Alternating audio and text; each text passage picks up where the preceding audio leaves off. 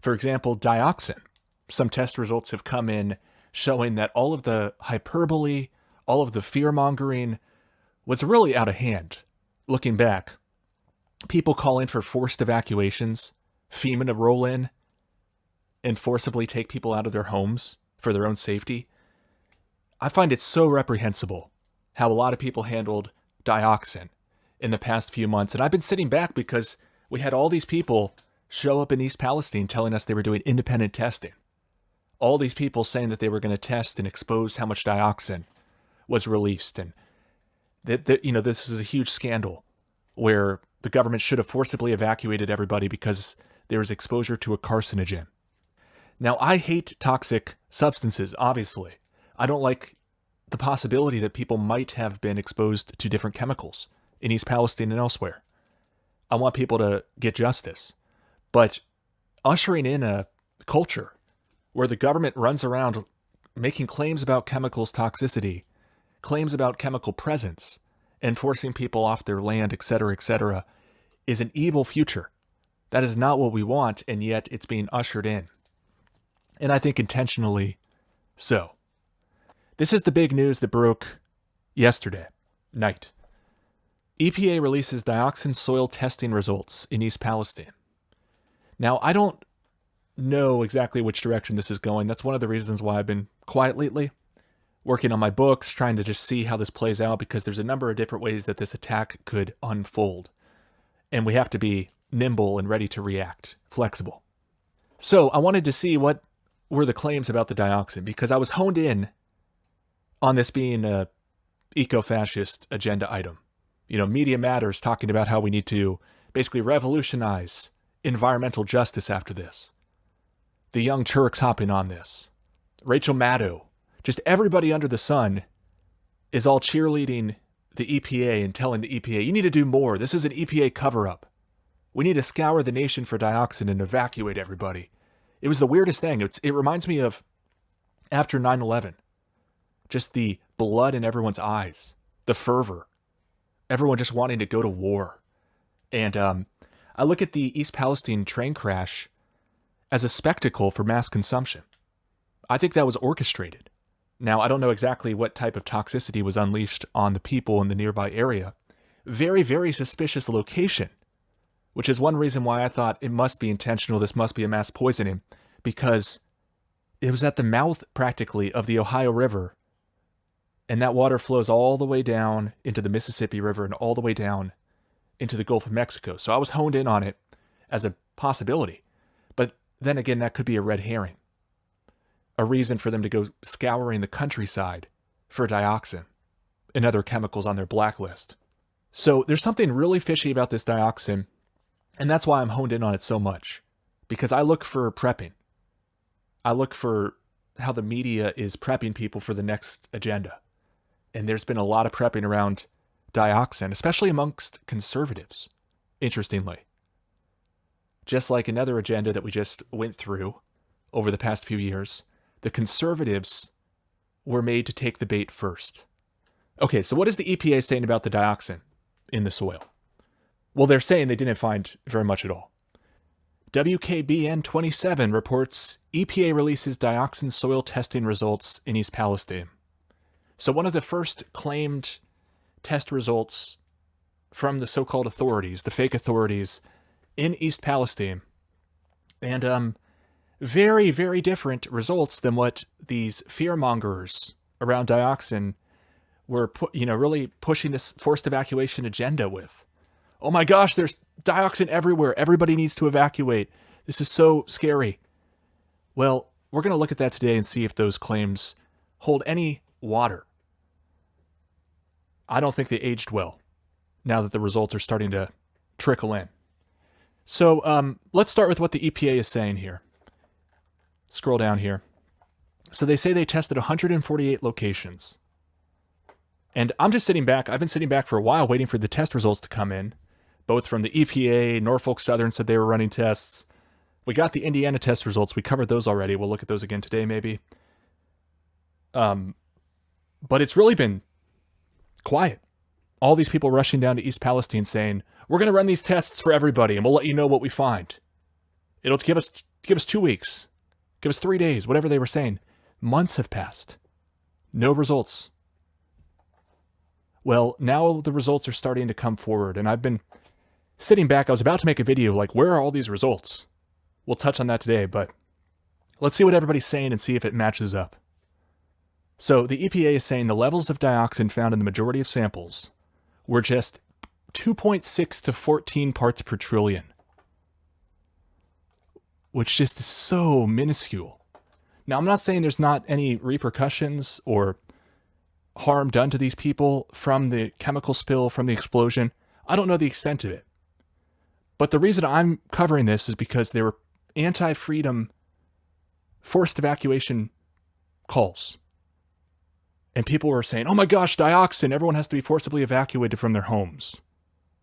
And that really pissed me off. So I've been following this. This story reeked of a psyop from the very start. It was hard to put our fingers on exactly what was going on, and we still have to wait and see which direction this goes and what everybody does. But the EPA is saying they did a bunch of dioxin tested and they found 2.6 to 14 parts per trillion. Now, I think there could be, and there probably is, layers to this agenda here. So they didn't come out, thankfully, and say, we found so much dioxin, everybody has to be forced out of their homes.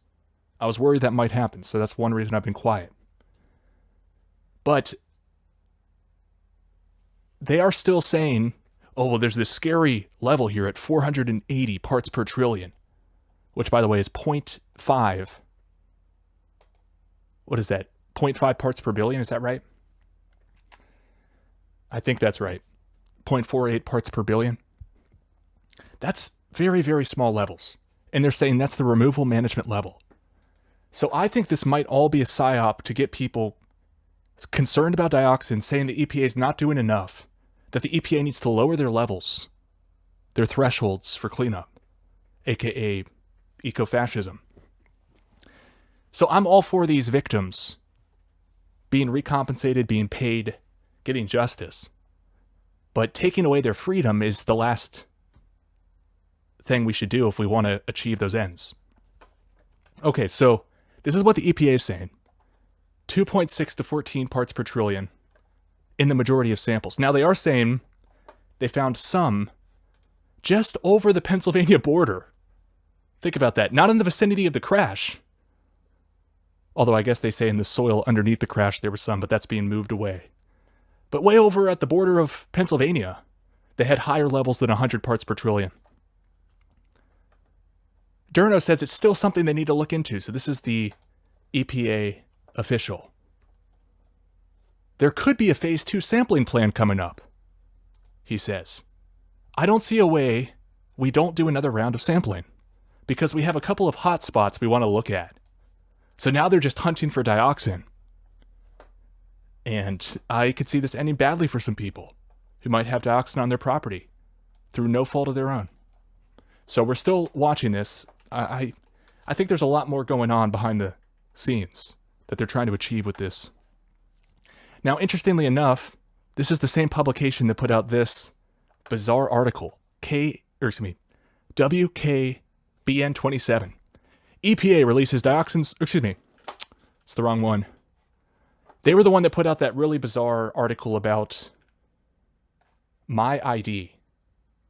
Shoot, I thought I had it queued up, but I guess not. Let's just continue. This is more important. This is what I messed up in the last stream covering. These are the soil results Scott Smith is claiming to have detected from his samples he took in East Palestine, Ohio. So I found this very, very interesting, and let me show you how this was rolled out. So first, Scott basically came onto Twitter with the help of people like Millie Weaver. They said, we detected dioxins. We found this whole long list of dioxins. And they were basically just drumming up the fear factor, honestly. Calling for evacuations, the same group of people, a lot of them calling for people to be evacuated. And this is what he presented a few weeks after first telling people he found dioxins. He didn't present the levels. He said, these are the dioxins that were present in the creek bank soil. And he has this list of something like 25. But I finally got my hands on the actual results. Presumably, these were put up when Stu Peters was interviewing Scott Smith, which I found very hard to watch. I don't like the dioxin fear-mongering. I think this is all playing into the next leg of terror, which I think is going to be environmentalism, or at least the excuse of environmentalism, and reducing toxic exposure. Okay, so what I got wrong in my prior stream is I was looking here at this. I thought this was the measurement. But this is the minimum detectable level. And then this column here is what units they're talking about. I think all of these are nanograms per kilogram. So if we look at this first sample, I believe this is what he's talking about in this post here, when he says the dioxins present in the creek bank soil are as follows.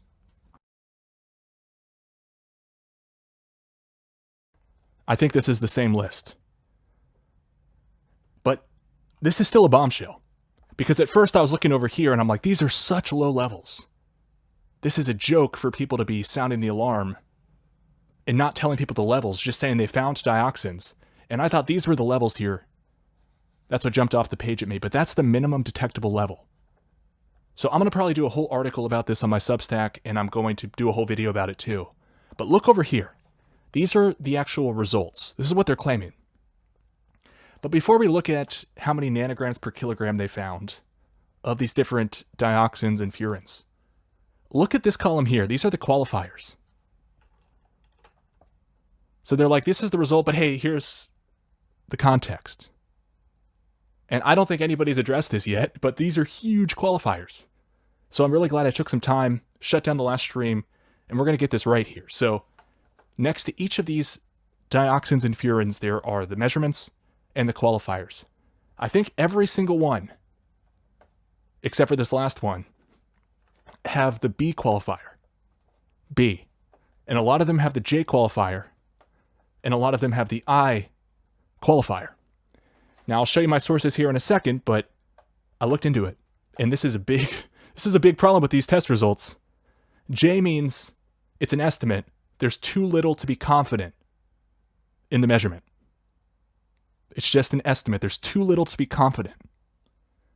B means it was found in the sample and in the blank control. Let me say that again. V means they found this much in the sample, but they also found it in a blank control. And I means they cannot be adequately, or the measurement cannot be adequately or accurately quantified. So let me show you my sources here, because I think this is a bombshell. They're not saying what levels they detected, and they are very low. Not as low as I first thought, because I was looking at the minimum detectable level column here. But over here on the left, it's still, for most of these, between 0.5 and 1 parts per trillion. And this is in the creek water right next to the crash. Now what's interesting is the EPA says they tested all these different properties around. And the EPA is saying they found it between 2.6 and 14 parts per trillion. So I guess technically what we should do, it's hard to tell. We'd need to see the full results and what they're talking about when they say the levels of dioxins. There's a few ways to measure that. You could just sum them all up, right? Any dioxins counted equal. Or you can use the WHO. You know how I feel about the WHO. They have a table about how you can try to equate through ratios these different compounds. So they have the scariest compound called TCDD. And all the other ones are measured based on how toxic they are relative to that. And that one's the most toxic. So that's where you see like PECDD is the same toxicity according to this chart. But then it drops off. So this is just 10%. These three are just 10% as toxic. This one's just 1%. This one's 1,000. It's 1/1000th as toxic. So if you found 1,000 parts per trillion, you divide that by 1,000. and counted as 1 part per trillion of this TCDD.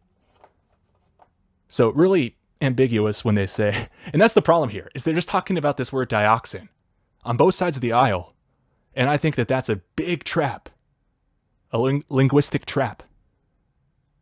Of course, dioxin just means 2 oxygen atoms in the molecule.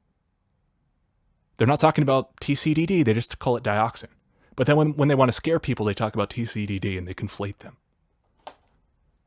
All right, so this is big and bombshell news, I think.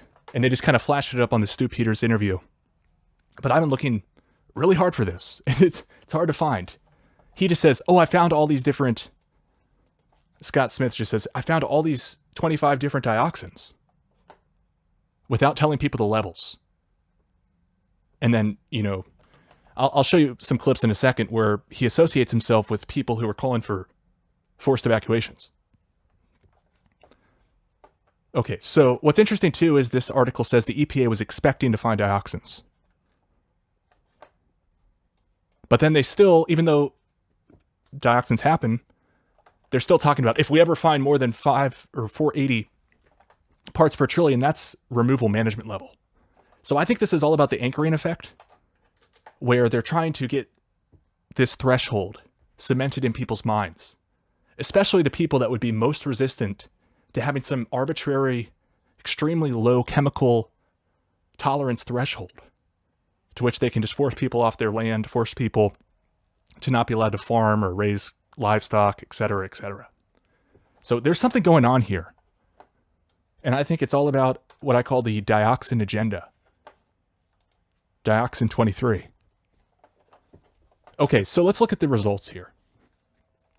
The key thing that we should just start with, every single one of these, with one exception, TCDF, which is the furin that's associated with TCDD. And these are a little bit larger at the bottom here. These, just to be clear, I should be clear. I said 0.5 to 1 parts per trillion. That was for these like long, drawn out named ones. Down at the bottom here, TCDD is the one that they fearmonger the most about. That's 2.3 parts per billion. No, excuse me. Messed that one up. 2.3 parts per trillion. 2.3 parts per trillion. And what did the EPA say they found? Between 2.6 and 14 parts per trillion of dioxins. So what dioxins are they talking about? Did they do the equivalency ratio method? I'm not sure. But we're talking parts per trillion here of TCDD. 2.3 parts per trillion. So I'm just about the data. I covered when Indiana came out and they said that they found however much dioxin, let's see. At the sample site, in the waste that was shipped to Indiana, at the, not the sample site, the waste that was shipped to Indiana from the crash site, they say they found 0.2 parts per billion, or 2,000 parts per trillion. Now, just a little bit away from the crash site, it goes down to 2.3.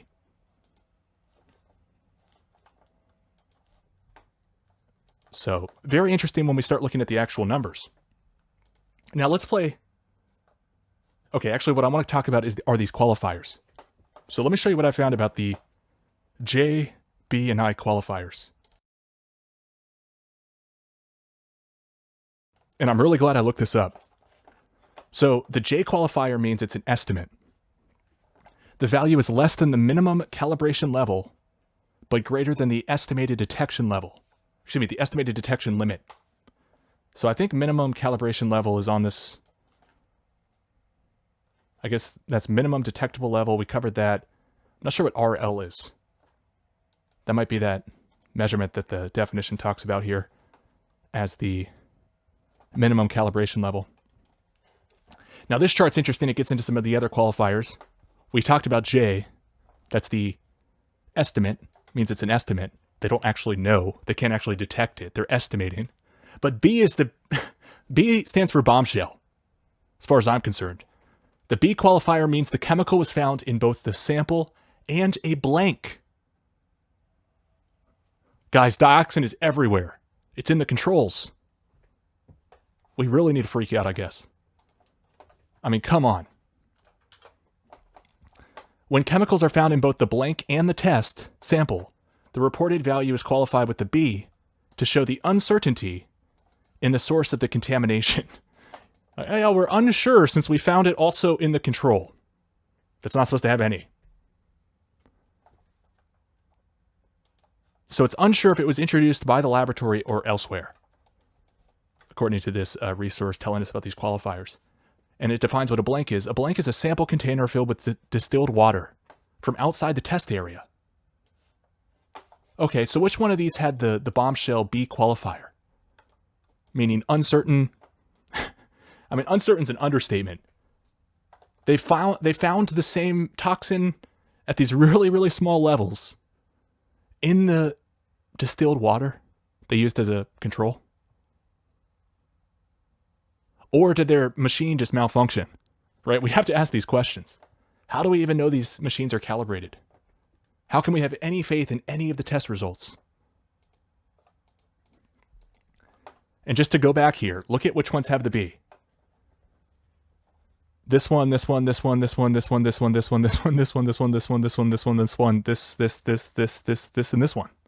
The last one is the only one that doesn't have a B, which means it was found in the sample and in the blank. It was found in the distilled water control, guys. Every single case, except for TCDF, which is an I, which is our last qualifier I need to define here. Here's one more source telling us about qualifier B. Indicates the analyte. I don't know that word. I'm guessing that what they're looking for was found in the associated method blank, as well as in the sample. It indicates probable laboratory contamination according to this source. Explanation. This flag warns the data, or excuse me, this flag warns the user that contamination is suspected. Uh-oh. Did they bring that up on Stu Peters? I mean, it's just cherry-picked and all, like certain information being omitted is a form of lying, if you ask me. Oh my gosh, guys, we found all these dioxins. Yeah, really small levels, and we also found them in the distilled water we used as a control. Okay, so this is bombshell. I'm glad we circled back and redid this video because, first of all, I got this wrong. I was looking at this column here, thinking these were the measurements. These are the minimum detectable levels. But I should have been honing in on, first of all, the proper result column here, and the qualifiers, I think, are key. So what I need to do is put this in a spreadsheet and use these WHO toxic equivalency factors and see what this comes out to. But I don't concede that there's a level that people should be forced out of their homes. That might be what they're trying to slip in with all of this. Like, oh, we didn't actually quite meet the level. And everyone's like, oh, we need to lower the level. I think that's the last thing we should be calling for. Remember, they say nobody really wants to have EPA Superfunds sites in their cities because it decimates their economies. How does that even make sense? Let me show you that resource. It's on the EPA's website as a press release. Here it is. EPA deletes 27 sites from the Superfund National Priorities list, including 8 in these states. Okay, but if we scroll down, here's a mayor. It says, no city wants to have a Superfund site. This is a mayor of a city with a Superfund site. He says, it's exciting to know that Medford won't have one any longer. This can only help with our economic growth for the city and our surrounding communities. This is a great day for the Medford community, says the state rep talking in regards to EPA taking away their Superfund cleanup. So what does that say about EPA's Superfund cleanup? Is it really a godsend? Is it really a help at all? Or is it a hindrance? And we have people upset the EPA is not doing this to East Palestine. I'm not one of them. But isn't that interesting, all these qualifiers? Let's just look at this one more time. So this first one here is a B, which means found in sample and in blank. Actually, they're all found in the sample and in the blank, except, actually I missed one here, OCDD, well no, I was right. There's only one that wasn't found in the blank, TCDF. So why are you detecting dioxins and furans in distilled water? Is one question I have for Scott Smith. Why is he cherry picking the data he's putting out and not posting the levels? That's the whole thing. And then other people are like, oh, it doesn't matter. The levels don't matter. There's not a safe level. Even if you find it in the distilled water blanks, we need to evacuate the whole town. Tim. It's ridiculous. I mean, frankly, I find it kind of, I do find it evil to try to get people forcibly taken out of their homes using legal loopholes and eco-fascism. Yeah. Now, I'm all for gathering information, but when people start putting it out selectively to push an agenda, and that agenda being forcibly relocating people from their homes with FEMA, yeah, I'm against it. I don't care if it's unpopular. I'm questioning, why is that unpopular? Okay, so the other qualifier, did we cover this already? I qualifier. The reported values between the minimum detectable limit, unless the PQL, not sure what that is, are assigned the I qualifier, indicating that the results are at concentrations that cannot be accurately quantified. So one big question I have is, why are the independent testers who descended on to East Palestine, Ohio, promising the world that they tell us the results, why did they all go quiet? I've been sitting here for weeks and weeks, if not months. I guess it's been months now. Every single day searching dioxin on Google News, searching dioxin on Twitter, because I honed in on it as being a psyop, in the sense that the term was being used in a Pavlovian fashion to achieve social engineering. And I stopped following a lot of these people who were pushing this from the freedom side of the aisle, because I don't really see them as being on my side or a colleague of mine. So, but let's look at some of these independent testers and what they're up to. So let's start with this one down here. This is one of the first people on the scene doing tests. You might have remembered this. I put this in a documentary. One of the first videos I put out on this topic. This is What's in My Water on TikTok. Or they were on TikTok. It says, East Palestine train derailment. It'll be a few days before we see some professional results. Yeah, that'd be nice, but nope, they deleted their account. So what does that mean? Did they get test results that didn't make the argument they wanted to make? So are we only seeing the test results that go in the favor of forced evacuations? Eco-fascism? And they're not telling us key information like, oh yeah, we also found the same chemicals that we're sounding the alarm about in the distilled water control sample. I think that's something you might want to tell these people that you're scaring out of their homes. Here's somebody else who ran some tests and didn't tell us what happened. This is somebody on YouTube who said, I spent 24 hours in East Palestine, Ohio. It says, I will use the description of this video to update you on everything regarding the lab tests. This was a month ago. 110,000 views. Promised us all dioxin test results. And that's one thing we haven't gotten from him. And then here's another one that I found very interesting. Stephen Perry, of no relation to the Journey lead singer.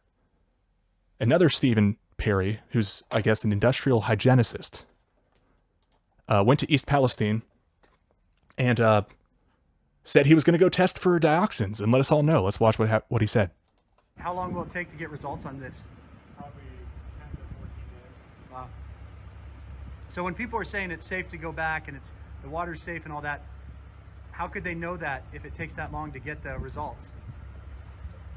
That's kind of been my position is, I think it's premature to know it's safe one way or the other, but a lot of compounds were tested. Is that the sweet smell I'm smelling? That's the smell? That's the chemical. So I'm breathing that in right now. All right. So where are Stephen Perry's data? Where are his test results? I find this very interesting. Everybody that descended onto the crash site saying they're going to tell us what they found. None of them doing that. I find this whole situation very suspect. From the crash onward, I mean, the crash makes zero sense. It seems rigged to happen. It seems staged to me. We just have this one chemical which checks off all these boxes for the Great Reset. Vinyl chloride in all of these first tanker cars right after the right at the beginning of the derailment pileup, right next to the riverway.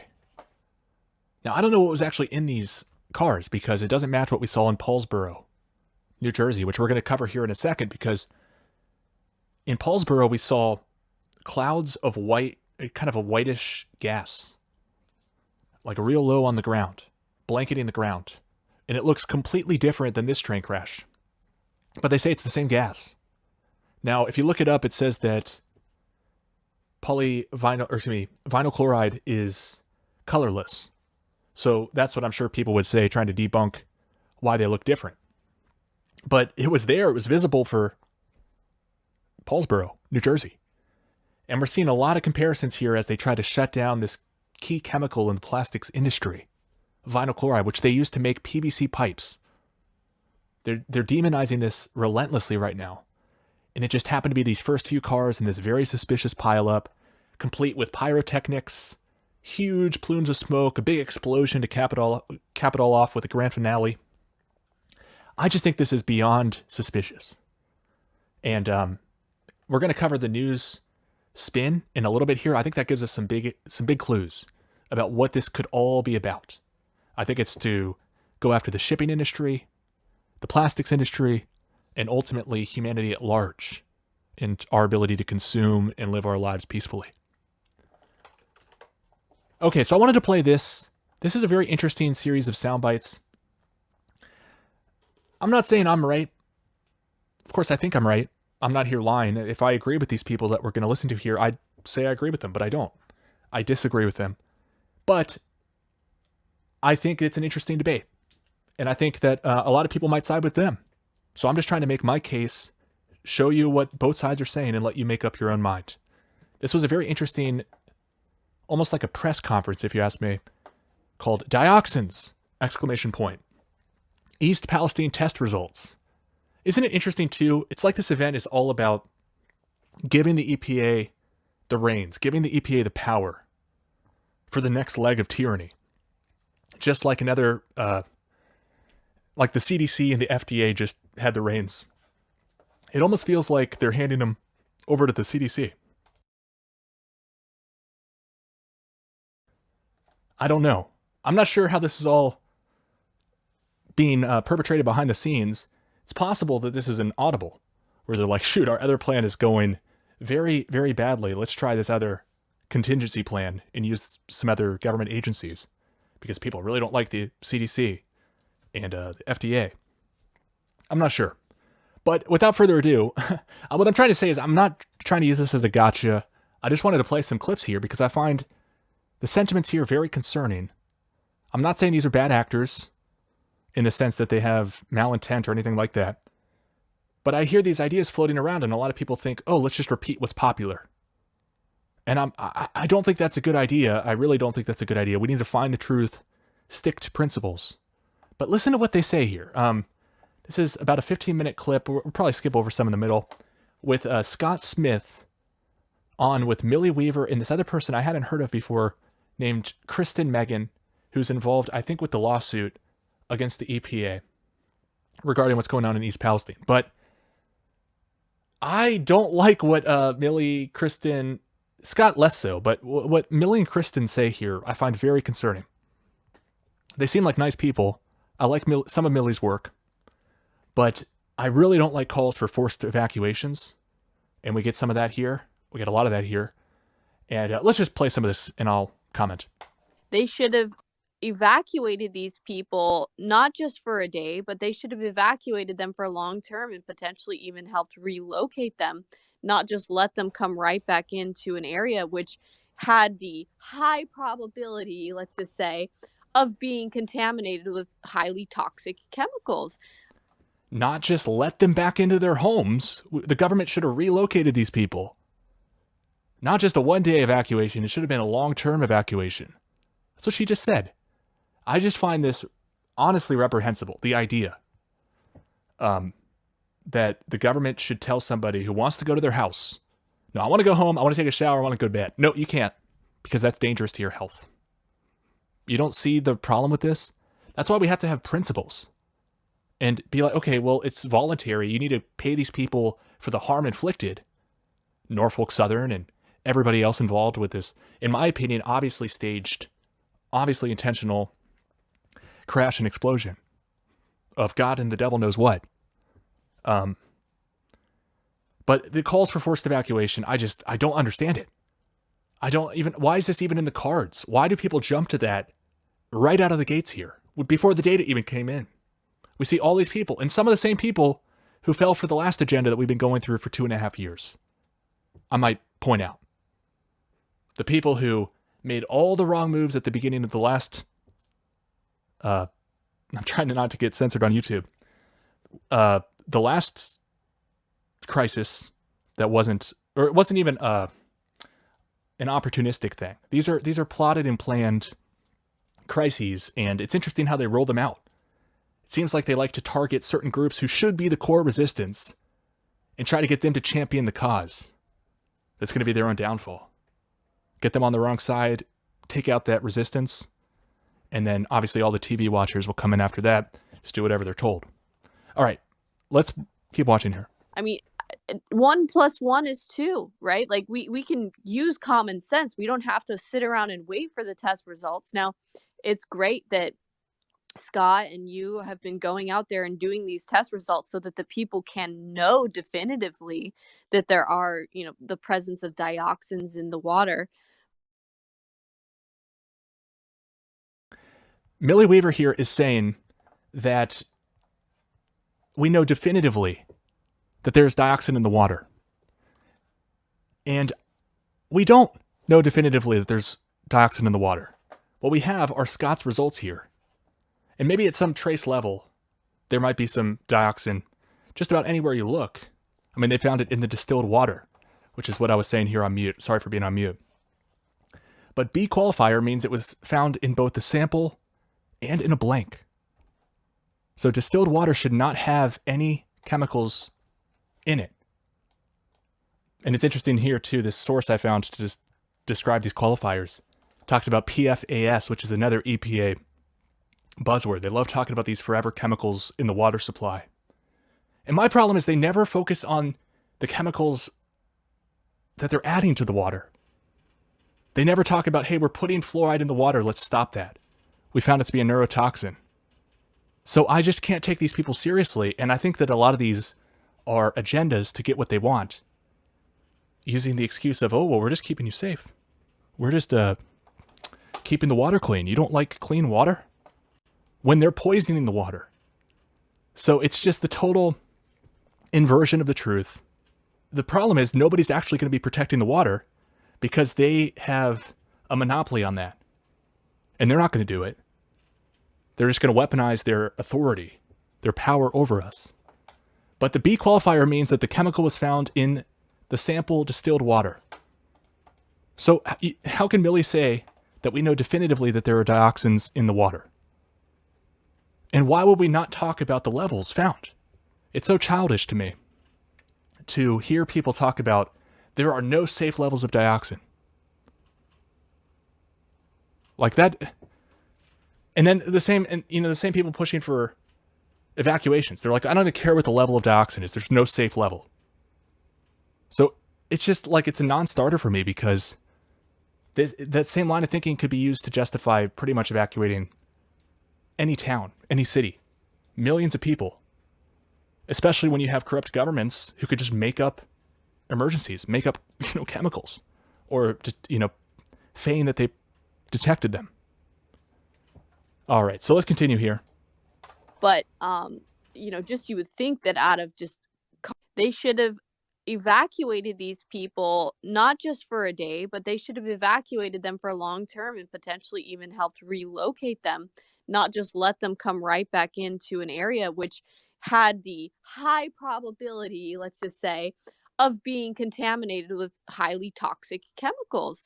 I mean, 1 + 1 is 2, right? Like we can use common sense. We don't have to sit around and wait for the test results. Now, it's great that Scott and Now that's extremely concerning.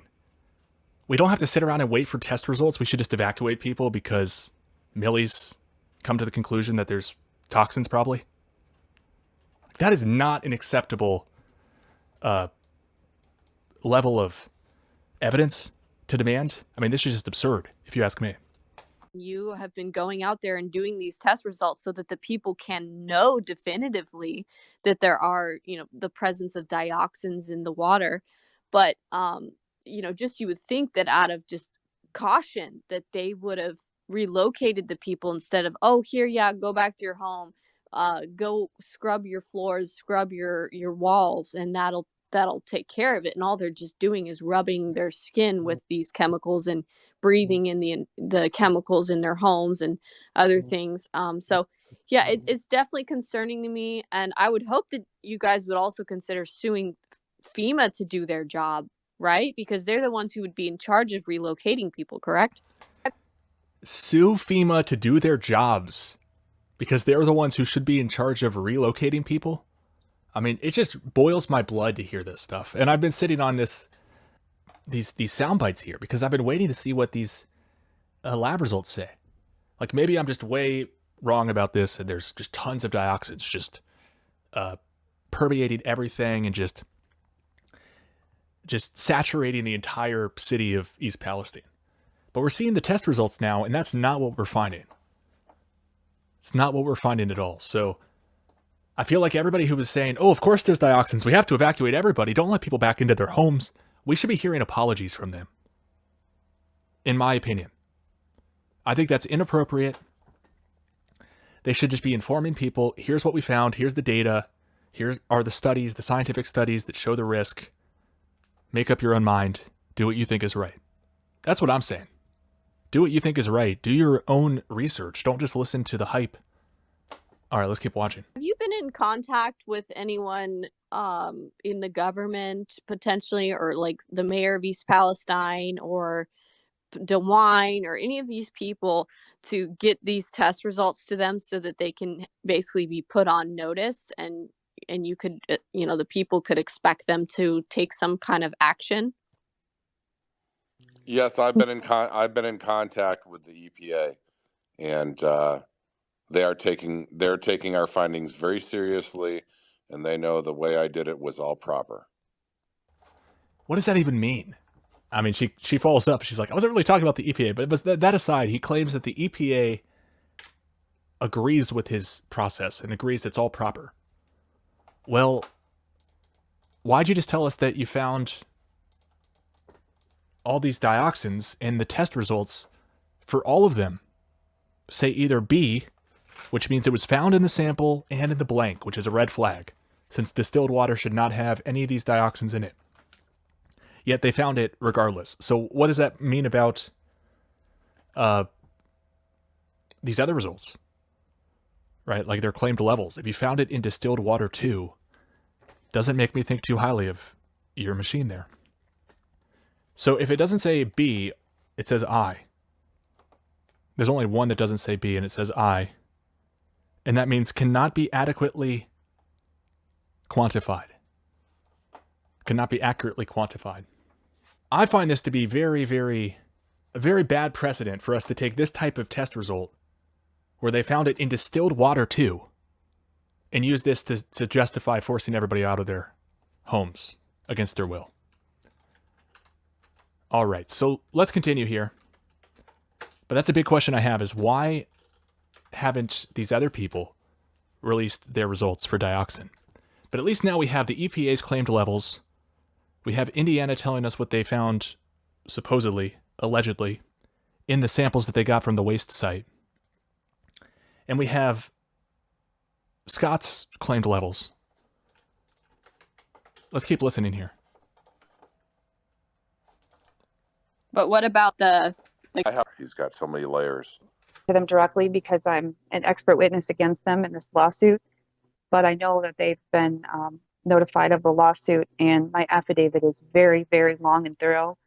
And I actually cite the own EPA's regulations and OSHA regulations that they violated. So there's nothing they can say to refute me. They're aware. They're very much aware. And it's why you see it took them 24 days to ask Norfolk Southern to do the dioxin testing. I am hearing that. What does it mean when the EPA says the soil is under is beneath the threshold? It's an acceptable limit. I can't really find much on the so-called standard for soil. So it's very complex. There are different exposure levels through water and soil. And it's considered like so in an occupational setting, it's permissible exposure limit, and in the environment. So I just found that to be an interesting question from Scott. He doesn't seem to have any idea about what the safe versus unsafe levels are, yet he's going on almost like a media tour saying that the battle, I think, or he said the war, something to that effect, the war is about, the other side is going to say that the levels are safe. And we have to fight that. Or he said something like that on Stu Peters. And I think he says it in, I think we have a soundbite from this clip, this interview as well. I'm sure he said it on different programs, or I'm guessing. But it's very interesting. They keep saying there's no safe level. I've heard a lot of people say that. I'm not sure if Scott says that. But he says that the war now is going to be that some people are going to say these levels are safe, and we have to fight that. It's an environmental exposure limit.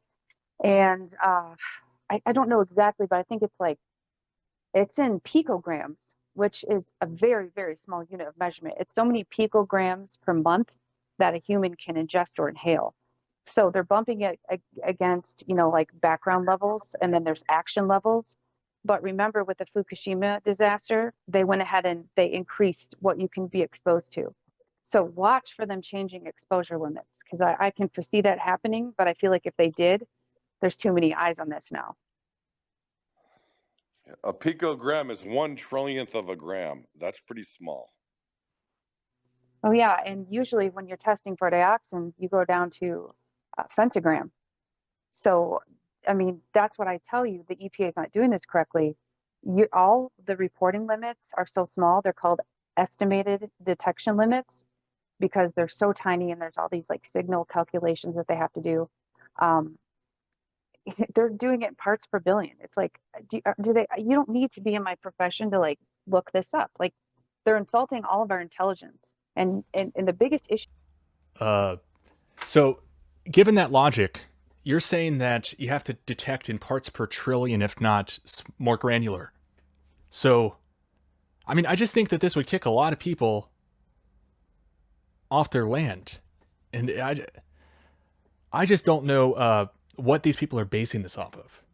Also, why do you get to decide for other people what risks they can take on? When do you go after driving? When do you go after crossing the street? Like, there's risks in life, and people should have a right to choose which risks to take on. Now, I'm not trying to take away from the plight of the people in East Palestine. If anybody there had been poisoned or have been poisoned, they should get justice. But forcing them off their land, it's like, why are we jumping to forcing people off their land? That's my question.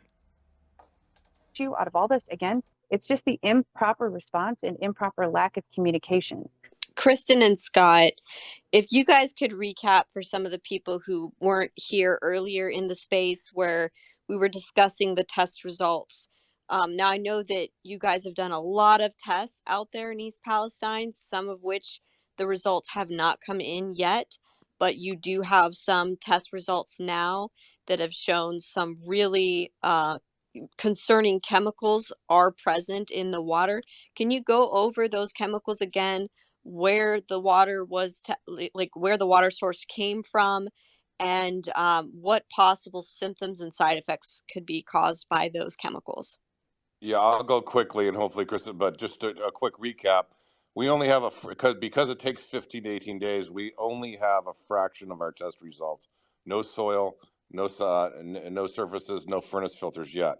But in the water, where Courtney Miller's Creek is, as far as we found total petroleum hydrocarbons, dibenzoanthracene, and a host of dioxins, and that is just the water. And we found a host of dioxins, but he doesn't tell us that they also found a host of dioxins in distilled water that they used as a control. All of these, B, except for this last one, which is actually a furan, not a dioxin, but it's still of import. But every single one, except for this last one, says B as a qualifier, which means it was found in the blank control. It was found in distilled water too. That invalidates the whole data set, if you ask me. It's like, oh yeah, we also found it in distilled water. What? All right, let's keep watching. Persons, I can't reveal their name. They have a well about 1.3 miles from ground zero, and I'm looking for more input from experts like Kristen and all, where they detected dioxins present. They're not above the RL, but the lab clearly said they're present. Now, they also said it was present in distilled water, Scott. There's going to be probably a debate with all the agencies and the experts about whether or not dioxins are accepted as present in the background, but that is why I'm going to be out there again over the weekend. Yeah, there might be some debate as to whether dioxins are present in the background. Yeah, you found it in using the same machine that you said you found dioxin in the East Palestine stream water. You say you found, with that machine, dioxin in your control distilled water. I mean, I'm going to keep reiterating it, but I hope it's clear to everybody the problem with the fallacy of this thinking and how it's being used is very, very concerning from someone who calls himself a scientist. I got to work with Frank because he's a mapping expert, and we're going to try to, move away from ground zero to see if we can get wells that do not have any dioxins. Scott, when can we expect to see those other results? And for these results that you've gotten so far, where can people find those? Did you publish them anywhere online? We have not published them. I'm looking. So we finally got our hands on it. This was back a while ago. This was, it says here, 3/14. They had this press conference. We finally got the results. I think somehow Stu got them out of Scott and then published it in that video interview with him. But now we have the results. I see we have a researcher in the chat, friend of the channel, All the World's a Stage, says, he said EPA isn't correct in saying it's within acceptable limits. Then why didn't he use a control to compare his own samples? Like, what are the levels in a random Indiana Creek sample compared to the creeks in East Palestine? Yeah, exactly. He actually mentions that in the soundbite we're watching, that he's going to continue looking, but he certainly, at the time of this interview, hadn't answered that question yet. But what's bizarre to me, and I was just talking about this, but let's say it again, for each of these dioxins they say they found, and then this one here, which furans are a different class, they're related but tangential, but for all the dioxins, and most all of furans, it says B as a qualifier, which according to the resources on the internet, when you look that up, it says that means it's found in the sample and in the blank distilled water. Distilled water is coming up just like these, just like the sample for these dioxins, which really calls into question the accuracy of these tests. And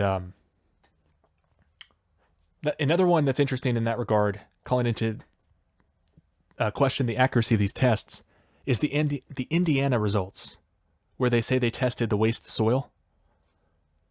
There are 3 rows here, but row 3 is a duplicate sample that they ran through the machine twice.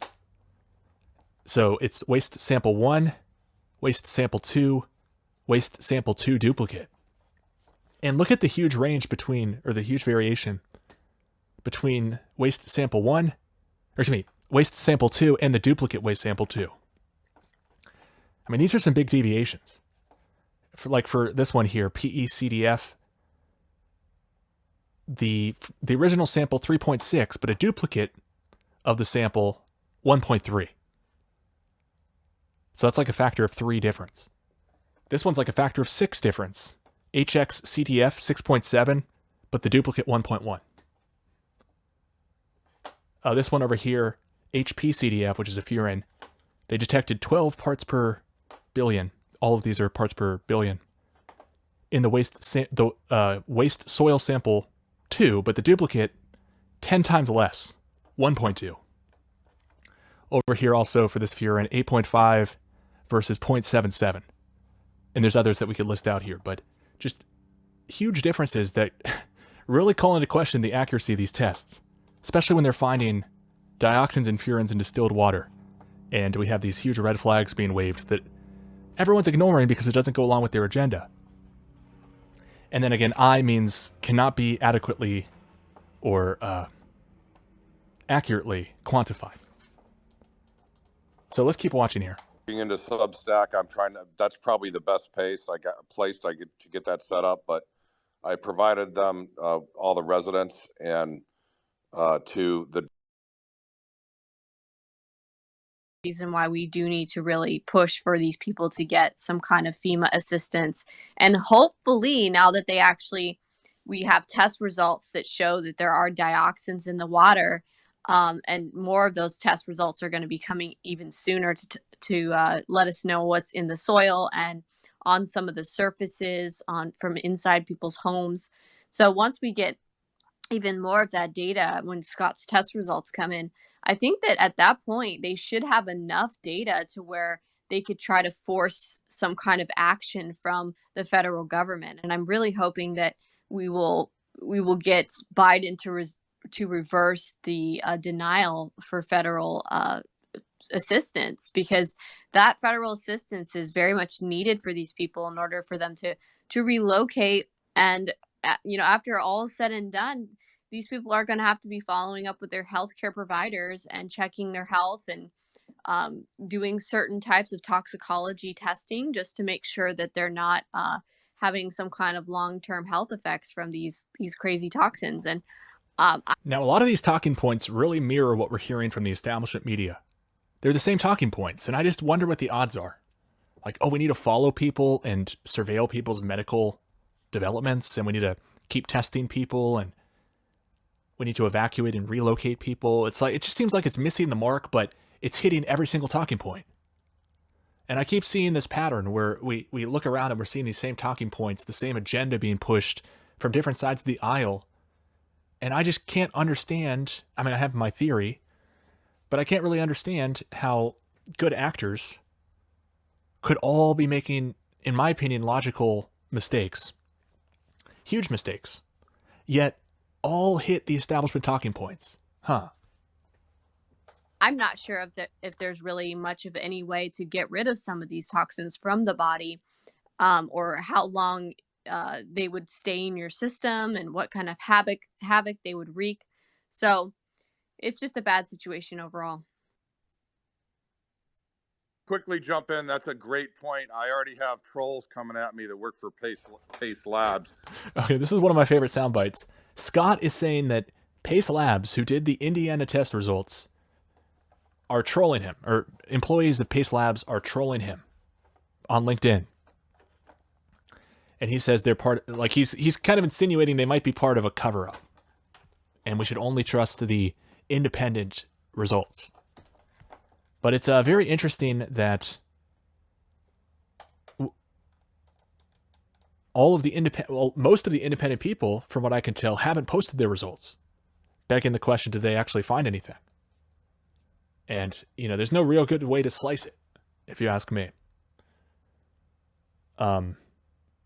What's an explanation for this? I guess some people might say they got, intimidated or threatened or blackmailed into not posting the results. I don't think that's what happened. Maybe. I think a more likely explanation is that they didn't find anything and they didn't want to publish they didn't find anything. But I find this very troubling, everyone raising an alarm and then not following up and saying, oh, coast to clear, for the most part. On LinkedIn, which I'm not surprised. So in my mind, I question everything coming out of Pace Labs. I have in every single disaster. Right. I think we should question everything coming out of all the labs. Now I'm wondering, why doesn't Scott question the lab that he went to, which he's, running around with the results with his sheet of paper saying he found all these dioxins. And that's how he summarizes it. He basically says, oh my gosh, we found all these dioxins. Don't panic, he says. Don't panic. Don't worry about that. Somebody asks, can you explain to me like I made a D in organic chemistry? Are those levels high? If so, how high and how bad? And I had to reply, probably low, or he would post the levels. And I was trying just to get, I wasn't trying to be mean, but I just think it's ridiculous to tell people, oh my gosh, we found dioxins, everybody, oh my gosh, don't panic. It's like, okay, what level? Tell me what level. Like, it really matters what level of dioxin. And for anyone telling you the level doesn't matter, I mean, that's just preposterous. But people are saying that because they want to move the goalpost. Instead of trying to like actually hone in on what's the acceptable level, they're just going to say nothing's acceptable. We're not accepting anything until everybody's forced out of their homes. It's the only way they'll accept the premise. Some of these people. Pepper Balls here says, any amount of dioxins is very, very bad.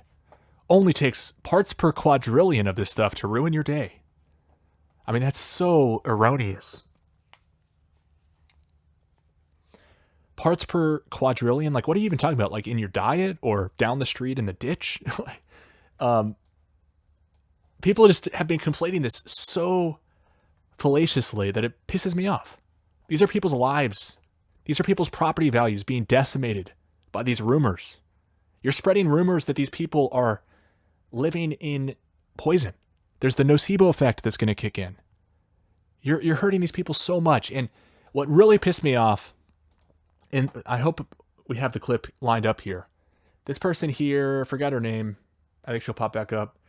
Not Millie, the other person who was talking. She actually talked down like fundraising for these people or getting them resources. She's like, I don't want to talk about that because that's immoral or something like that, to keep these people in their properties. She's like, I don't want to talk about anything except for relocating these people. Because if we give them any other help, we're facilitating them being poisoned or something like that. Like, wow, you're not going to let people help these people in any other way. It's basically, I mean, I'm kind of extrapolating what she says, but it's just crazy how they're saying, no, let's not, collect food or money or anything for these people because that would just facilitate them staying, and we don't want them to stay. Like, it just really, really rubs me the wrong way, to say the least. I've got to bite my tongue about what I actually think about this. How about helping people and letting people make up their own mind? Like, oh no, we can't help people because then they might stay in their homes, and we want them to be forced out of their homes. Like, what are you guys talking about? There's interconnected ties going on between all these contractors. There's no such thing as true independence unless it's like those of us out there doing independent testing. That's why all the independent testers banding together and creating a website is absolutely a fantastic idea. Hi. So my question is to Kristen. How far of an area do you feel, in your expert opinion, should be evacuated? So that plume was 100 miles. But then again, just like you saw with all these stupid mandates during COVID, you don't do a one size fits all. You have to put people into exposure groups. So what they should be doing is doing actual real-time air sampling, active air sampling, and soil sampling, and work your way out, and then put people in exposure groups. So I mean, 100 miles, I think, is the contaminated area. But also definitely the people all around within 25 miles of each. What are you basing that off of? Sorry, I clicked the wrong button. Let me just backtrack a little bit there. I messed that up. So I mean, 100 miles, I think, is the contaminated area. 100 miles is the contaminated area, she proclaims. So she's just accusing people of living in contaminated area. Like, is that not...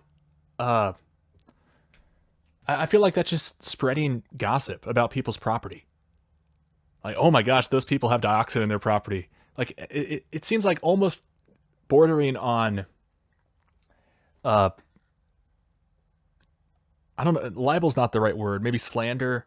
Something to the effect of, like, you can't just make up lies about people's property that would cause it to hurt in value.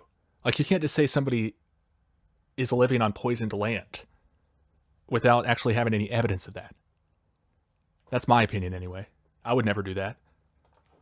But also definitely the people all around within 25 miles of East Palestine, but work your way out. And again, for me to be safe, if you're pregnant within 100 miles, you should go. But I can't give you data without the data back, and that's why you have to trade it as worst case scenario. So I don't have to treat it as the worst case scenario.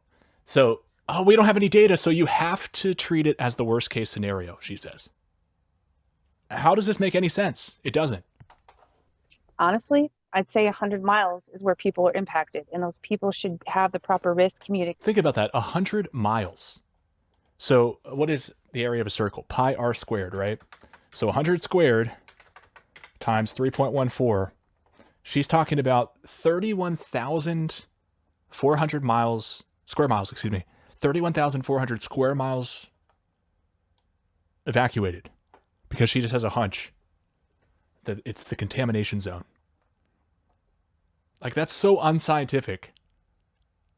It's real. I mean, I was going to say it's not even funny, but obviously it's not funny.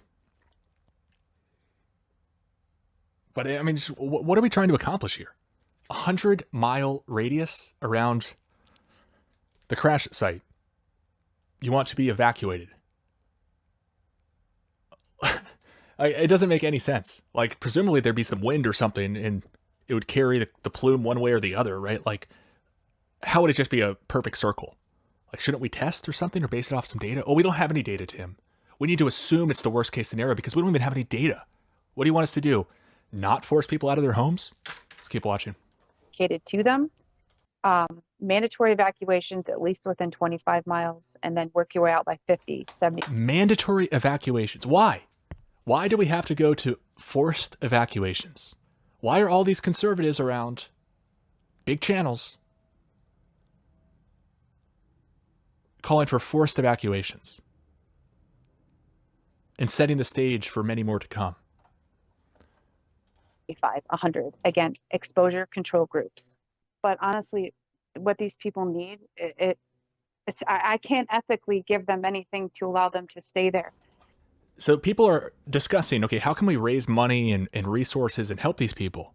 And she says, I can't ethically give these people any help in staying, essentially, because she wants them to leave. These are the people championing the citizens, the residents of East Palestine, saying, don't give them any help. We want them to leave. Only give them money to relocate, but don't actually help them when they're there. Even though no one's relocating them, no one's offering to buy their properties, from what I can tell.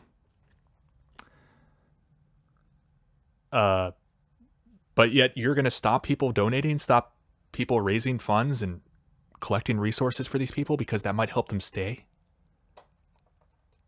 Forced evacuations is what you prefer? I mean, it's really hard for me to even try to be agreeable with these types of ideas, try to be nice to people espousing them.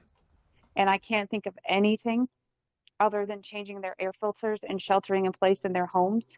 But you have to remember their homes are contaminated. So it's not normally my demeanor to just be like, there's nothing you can do, but I'm just being honest. And I feel like I've never been in this situation in my career. But if their homes weren't contaminated, there's a lot we could do. Again, you're calling their homes contaminated. What's your evidence that people's homes are contaminated? And you're talking a 25-mile radius forced evacuation. Then you also threw in that there's a 100-mile radius contamination zone, which, like we said, is 31,400 square miles. You're saying they're contaminated. Those are some big rocks you're throwing at. It seems to me like you're really accusing a lot of people of having subpar property. And it seems like we might be getting into I don't know, it just seems like unethical. Really, really unethical. In my opinion, this is not how we should approach this. We should be trying to help people. We should be getting data from as many different independent labs as possible, running controls, blinding people, seeing what we can actually ascertain, and then letting people make up their own mind. But these homes, the dioxins and all this stuff gets into the furniture. It's in the curtains. It's in the... Oh, now dioxin's in the furniture. Dioxin's under your bed. Dioxin's in the curtains. Honest. And I feel like I've never been in this situation in my career. But if their homes weren't contaminated, there's a lot we could do. But these homes, the dioxins and all this stuff gets into the furniture. It's in the curtains. It's in the carpet. I mean, these people should not be there. But if they're gonna be there, I would say, I mean, I'll get with you offline, if I can see your account here, or follow me and DM me because I can't see you on here, and I'll see what I can do. It's not like me to not provide solutions, but it is unethical for me to pretend that there are solutions other than leaving. Well, Financial and I assistance is support what you they need. in that. If you can leave, leave. But I am not looking forward. I mean, I am looking forward so we can have accountability, but I'm almost sick and pending these results. I know we're going to get back. And like I said, my colleague sampled for 20 days all over. And if you look up Stephen Petty, he's literally probably the most credentialed person testing out there. He owns his own environmental group and he's been doing this for almost 40 years. So he's actually the lead exposure scientist in all the Monsanto cases. So this guy knows what he's doing is what I'm saying. So pay attention to all these people because the information will come out and document all those things I said. I haven't seen it. I'd love to see it. I saw Scott's results where they all said that they found the chemicals not just in the samples, but in distilled water controls. And that's what everyone's freaking out about. Like, how will we actually get a calibrated machine that can measure this? And blind these people and send in different samples. And I think that this is cherry picking the data, misrepresenting the results. And not really for a good reason, if you ask me. It's not trying, it doesn't seem like the objective is to get people recompensated and give them freedom. I hear a lot of people just trying to force them out of their property. Like, oh, maybe if we get these test results, we can force the government to get FEMA in here, force them out of their houses. All right, that's all I really wanted to play from this. But it's really rolling out like a movie. This whole thing, it's just so contrived seeming. And it seems like this is all about checking as many boxes off for the NWO as possible. I want to show you what I'm seeing out there. It's been a while since we did an update. So let's go through some of these headlines. CNN, this was a couple weeks ago. This is the shot, and then we'll get to the chaser. Government to step up efforts to monitor health of East Palestine residents and the first responders. So remember, that's exactly what Millie Weaver said as well. We need to monitor the health of these people. Well, let's see what happened. Little out of order here on my notes, my tabs. Okay. 7 members of CDC team assessing the chemical exposure in East Palestine, Ohio fell ill. Oh, did they? Oh, just like you said that they might. So, the government to step up efforts to monitor health of East Palestine residents and first responders, said CNN on March the 27th. And then on, let's see. I wish we could see the date here. March the 31st. 4 days later, 7 members of the CDC team assessing chemical exposure in East Palestine, Ohio fell ill. You know, I bet you these are just lazy-ass government bureaucrats calling in sick, using this as an excuse. Like, you know that must be crossing their minds. If these people even called in sick. But I think the highest probability in my assessment, it's just my opinion, is that we had lazy CDC employees use the excuse, oh my gosh, I feel ill because of the chemicals we're cleaning up. Now I'm being a little bit tongue-in-cheek, trying to take some shots at government employees, those parasites, but I'm joking a little bit here, but it's so scripted. All of these headlines, what I'm trying to say is this is like a made-for-social media movie, spectacle. Now, here's some more of this narrative that they keep shoving down our throats about, oh, these people shouldn't have been allowed back to their homes. How dare the government say it's safe and let people live in their house? It's crazy to me, but look here, SpectrumNews1.com.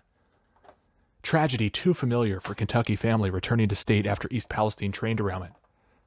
And this is the key line that jumped out at me.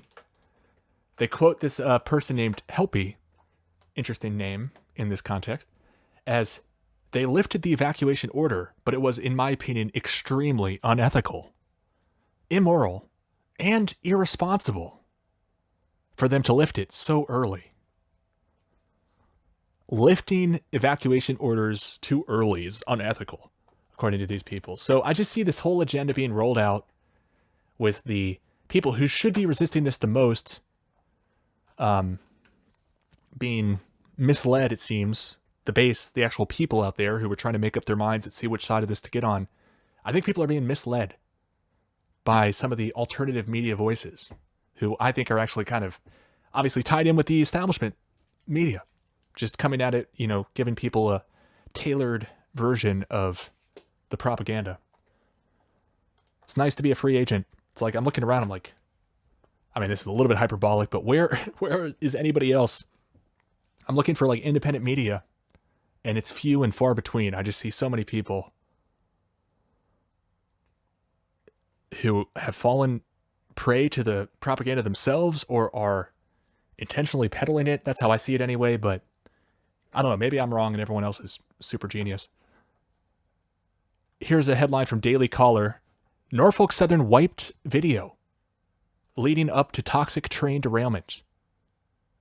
So it's another one of these that's supposed to convey, in my opinion, this image of Norfolk Southern as this greedy corporation. And this is just cost of doing business for them. They know they're not going to have to pay because they've bought off the EPA and it's a cover up. And I think we really have to deal with this as an intentional act of terrorism to push forward the next leg of the agenda, which is the eco-fascism. I think the location was carefully plotted and planned. The crash intentional. The explosion artificial. And I don't know what toxic chemicals and poisons were released. It's possible that they were released. I don't know at what quantities. I want to see some evidence. Like somebody get the smoking gun, find the, dangerous chemicals, tell us what it is. Then somebody else can go and replicate it because the chemicals should be everywhere, endangering people. But I think if we don't look at it as an intentional act of sabotage to cripple and bring to their knees the plastics and the shipping industries, then we're going to really miss the boat and not come up with the right solution. And so I think we're being goaded into thinking that Norfolk Southern's to blame. There's no political ramifications for just piling on this company, saying they should pay everyone, they should be punished, the EPA should fine them into oblivion and blah, blah, blah. But I think that's the punching bag that we're supposed to lash out against as part of the conditioning here. I think they're training people for the eco-fascism to come, and this is the first boogeyman that everybody does their 5 minutes of hate on. Now, I don't like the situation. I think that there are criminals involved. There are a lot of people, or I don't know how many people were involved actually, but this was orchestrated and executed, and those people should pay. But I'm really hesitant to just be like, oh my gosh, this greedy corporation just cutting costs. And that's what they want us to say. Based on my analysis of the news, they want us to be like this Norfolk Southern company is cutting corners and neglecting safety. Okay, but in the future, it's not going to be this big train company. It's going to be, the small Amish farmer. It's going to be somebody who the EPA just stumbled onto their land and found some dioxin. And that's kind of where this is still headed. I'm still interested to see where this is going. It's just far from over. But like we covered at the beginning of the show, the EPA just put out their soil tests results. And they said, yeah, it doesn't look too bad. And they start giving us these levels, right? And the thresholds. They're like, we found it's between, on average, usually the majority of samples between 2.6 and 14 parts per trillion. And it's not until 480 parts per trillion that we start our eco-fascism. Now, keep in mind, that's half a part per billion. Half a part per billion. So these are like really, really trigger-happy cleanup crews, if you ask me. Now, I'm not saying I know the safe level or anything, but I don't like this idea of there being these thresholds that trigger Superfund tyranny. Okay, so let's keep going here. Lots to cover. So again, The Hill ran this headline too. A lot of people ran this headline. CDC studying, or the CDC teams studying East Palestine health risks got sick during the investigation. Again, if I had to guess, I bet you lazy government officials just calling in sick using this as an excuse. Bashkar says, whoever that is, says, well, let me just cut to what he's talking about. The Guardian says, leaked audio reveals U.S. rail workers were told to skip investigations as Ohio crash prompts scrutiny to industry. The same publication that ran out and said, carcinogens in East Palestine hundreds of times greater than the cancer-causing levels. Like, this is what I'm talking about. This is decimating these people's property value. And it's not even true. I don't think that these people are living with soil in their residential properties anywhere near hundreds of times greater than the cancer-causing risks. Now, if you guys have any evidence to the contrary, let's see it. But what they were pointing at is the waste, the spill that they cleaned up and shipped off. I mean, it's actually a train wreck just in how this cleanup is going. I think intentionally they're leaving like big mounds and piles of this stuff laying around. But yeah, it just seems like a movie. Like, oh, look, the greedy corporation told their workers, don't do inspections, don't fix the wheels. And look, we had the the overheated bearing, sparking bearing. All right, so the other thing I want to talk about today, and we might loop back at some points to these different stories. Well, they kind of intertwine together. But the 15-minute cities are such an important battleground because the establishment wants to lock us all down, take away our autonomy, take away our right to travel, and they have to do it in stages. So if this is the first stage, we have to wonder where they're taking us. That's why it's so important to fight right now against this 15-minute city tyranny. We know the players that are pushing this. We know that they use bad excuses. They dress up their tyranny as somehow saving us. So that's what I expect this to be as well. It's pretty obvious. The first things they're doing with the 15-minute cities are installing more security cameras, automated ticketing, scanning license plates, banning traffic, blocking roads. So it's very clear to see where this is going. I actually think this ties in very closely with the East Palestine agenda. It's really the same agenda, which is interesting because I don't know if they have in their calendars like from this date to this date we're doing C-19 and then we're doing 15-minute cities and the eco-fascism starting on this date because they really switched on a dime there. But I don't know. Maybe they made a decision like, oh, we're not going to be able to get to what we want to do with the last agenda. We need to pivot and try something else. I'm not sure. But I wanted to cover some of the mainstream media headlines just to show you how the mainstream media is covering this because it shows us how I think we're right on the money. This is the agenda that has to be beaten down. And the amount they're freaking out really tells us how important this is. We struck a nerve, and we have to keep striking it. So Bloomberg says, no, 15-minute cities aren't a threat to civil liberties.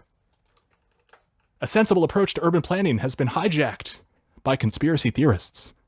Now, what's great about the 15-minute city battle is it's clearly tyrannical, but it's dressed up, and they might be able to sell it, but they haven't been conditioning people and programming people for decades and decades. This is a new tyrannical push. So they're worried that the so-called conspiracy theorists are going to beat them to the punch and tell people how evil it is. And then people will know. So what we're seeing now is them trying to get to the sleeping masses the first. And be like, oh my gosh, look how crazy these people are. This is obviously a good idea. So they're teaching people how to respond. Okay, we'll get to more about that in a second because the 15-minute cities are so important for us to buck. Look at this nonsense out of the FDA. This is Stat News. The U.S. Food and Drug Administration Commissioner would like to get rid of voting at the end of advisory committee meetings as much as possible. The most important thing to me about the advisory committees is that the purpose is not to take a vote on the approval of a product, says the FDA commissioner. The voting is a habit. It's not a requirement, and it's not very useful. So they're doing away with the rigged voting too. I mean, they don't want, I guess, have their names on these decisions. But there have been some terrible decisions out of the FDA. Most of the time, unanimous voting. Okay, now this is very interesting to see where this is being taken. And try to tie all of this together because this is contrived. This is like a spectacle. They're spending billions of dollars pushing the spectacle, from what I can tell. And it's for a reason. This East Palestine situation. So what's really going on? Well, one of the first things they do after each of these so-called catastrophes is they start monitoring. They're like, we need to monitor the air. And they start driving around in their van. We need to monitor the rivers. We need permanent monitoring stations, sentinel stations for monitoring. So I think that's where this is going. Maybe this is all just to get the foundation in place, get an infrastructure that they can exploit later. Say, oh my gosh, we found some chemicals. Let's go track these down and punish the person. Just like we punished Norfolk Southern. You see what I mean? Like, that's what I was trying to get to earlier. Where it seems great. Yeah, let's all pile onto Norfolk Southern, the evil bad company. But in the future, when they're hunting the nation for dioxins, we might wish that we had been principled and actually followed the data and not been led into a trap. Like taking on some level of dioxin where the EPA should get involved. I think that's the trap. Okay, so here's PBS. Why tracking these pollution indicators is key after the East Palestine train derailment. So now they're tracking, or they're pushing to track more and more and more indicators and chemicals and toxins.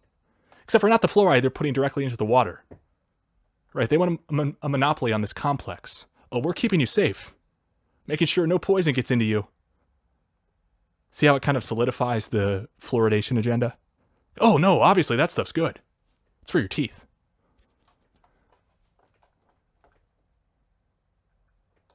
So I'm trying to see what chemicals PBS is saying we should monitor. Let's search dioxin. Ah, yes. Dioxins, which are highly hazardous pollutants, are also a concern.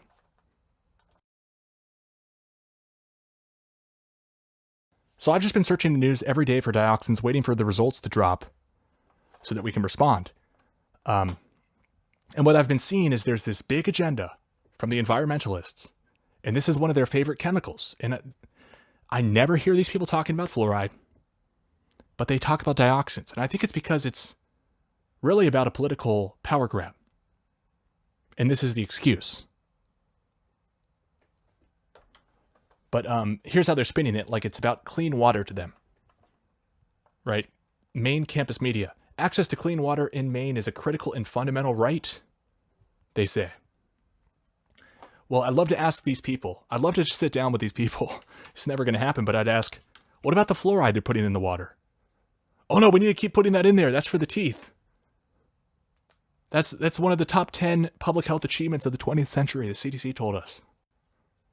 So I just can't take these people seriously when they have total double standards and chemicals that they want to keep out of the water and chemicals they want to force into our bodies that are, really dangerous as well. So I just see this as an agenda, and I'm all for minimizing toxins, minimizing dioxins, minimizing fluoride. Let's just nix the fluoride in the water. But that's not going to happen. They're going to keep telling us with a straight face the fluoride's good. It's for your teeth. Then what's up with it? Like, there's a clash there. It doesn't check out. But let's just search in here, dioxin. For decades, these water sources have faced issues of water insecurity, contamination from PFAs and dioxins, and increased cancer risks due to pollution. And it goes into a bunch of talk about dioxins that we'll skip over. But that's a big part of the agenda. Like, I'm really honing in on that word.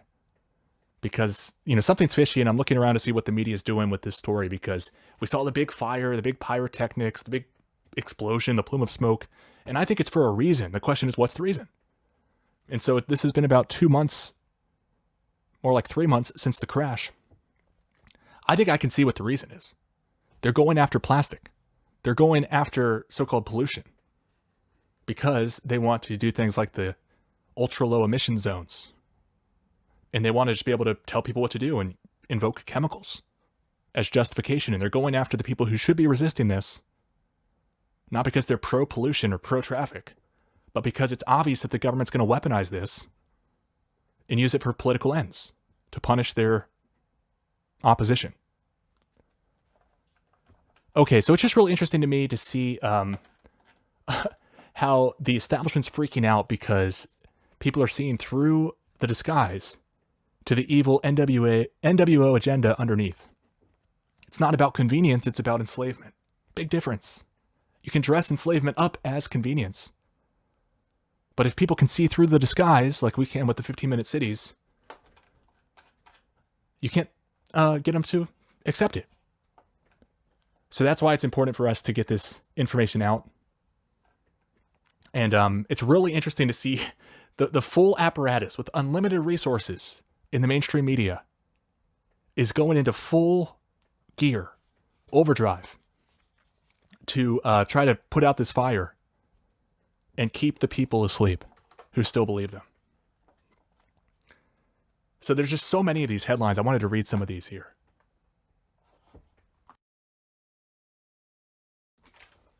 Here's one from CNN.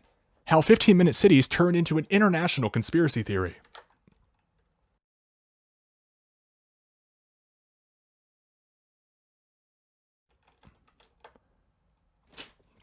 Here's a fact check from Reuters. Oxshire County Council to trial congestion reducing traffic filters. Not a climate lockdown that stops residents leaving neighborhoods. So what's interesting here is I feel like this is just stages. So the first stage is, we're going to restrict you driving around, but you can still leave. And then once they get that in place, then all they have to do later is, oh no, now you can't leave. You have to get permission from the government. So that's how they do it. They get things in place for them just later to do one little small betrayal. It's not a small betrayal, but it's like a half step. They set themselves up so they're just a half step away and they can just be like, well, now you can't leave. In Poland during the Nazi occupation, they called 15-minute cities ghettos, and you can only leave with a pass. In 1941, the Nazis introduced the death penalty for going out, according to this meme.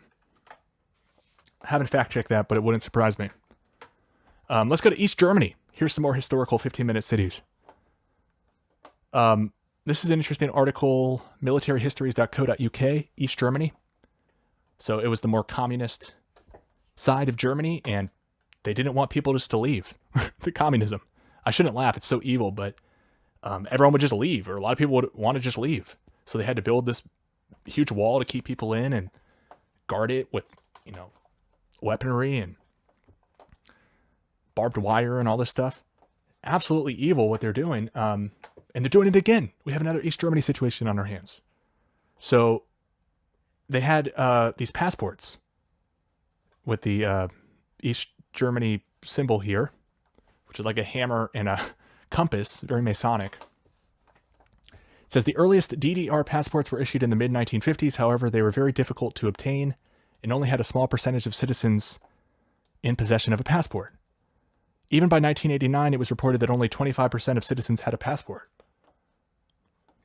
Quote, whoever is leaving the German Democratic Republic to travel, I just hate the word democracy when it's applied to totalitarianism. Democracy means people power in Greek. It's just totally backwards.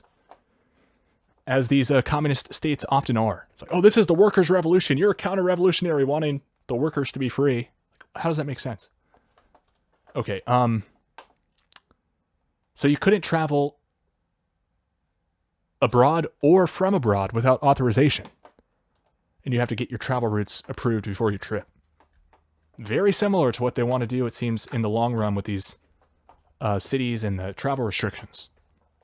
Then we had in South Africa pass laws, the apartheid system and segregation, also known as the Natives Law. Pass laws severely limited the movement of black African citizens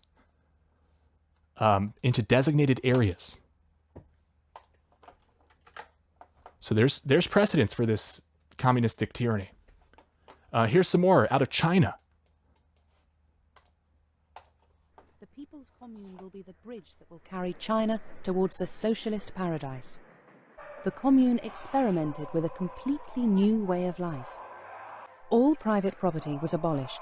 Houses, animals, land, and production tools became collective property. Nurseries and free, compulsory schools liberated women from their maternal duties so they could work in the fields. The family unit disappeared, and children were made to live by the new rules of collective life. The individual was nothing more than a cog in a big machine. The furniture was seized for firewood, and everything that could be destroyed was destroyed. The pigs, the sheep, everything was collectivized.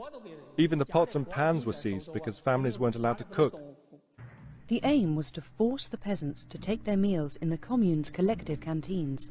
In some of them, they even abolished money. A system of work points was established. Food was distributed according to merit, i.e., each person's capacity to fulfill the production objectives. The notion of wages disappeared. It was compulsory to turn up every day. If your name wasn't on the attendance list, you were punished and you lost work points. The fewer work points you earned, the less food they gave you. Oh, it was miserable. I can tell you that life was brutal for everyone at that time, except the cadres. Those people lived well. From 1958 onwards, the cities are quite literally protected from the countryside. People are not allowed to just move about freely. A farmer who brings a cow to the market will need to travel with a permit from his local cadre. People who try to flee the countryside are sent back. Wow. And there's a reason why a totalitarian government would want to do this. Would want people without cars, without engines, everything coming through pipelines, everything coming through outlets that they can shut off, electric cars they can shut off. They don't want people with like a car they could drive into their government building or, into one of their attack dogs, police officers, or anything like that. They want people to have as little power as possible. Just be confined to their office, to their cubicle. All right, so I like bringing this up. This is a very important nugget of truth that's in 1984 that is very important. It's like a book within the book, which is interesting. I don't want to get too much into 1984 interpretation, but there's this part of the plot where Winston is given this book that was written by Emmanuel Goldstein, who I think, I need to reread this book, but I think Goldstein is like this hated figure that the government uses to make everybody more patriotic and collectivist. But he's the author of this book that gets circulated. It might just the whole thing might be a forgery about who Emmanuel Goldstein is in the plot. He might just be a control mechanism the state uses. But what's interesting is this book talks about oligarchical collectivism. And it says, and of course, oligarchy means few people controlling it, running, few leaders. And collectivism is supposed to mean like, well, actually, I don't even know what collectivism means. It's very, it's a convoluted concept, of course, because so oftentimes it's actually what this sentence says it is. But it gives the impression that like, oh, we're going to come together, sing Kumbaya, everybody owns everything. Well, Orwell had this in the book. I thought this was excellent. It had long been realized that the only secure basis for oligarchy is collectivism. It had long been realized that the only secure basis for oligarchy is collectivism. So giving people the impression, or at least the cover story, being, oh, we're giving everybody ownership over everything. Here's what you have to do, though.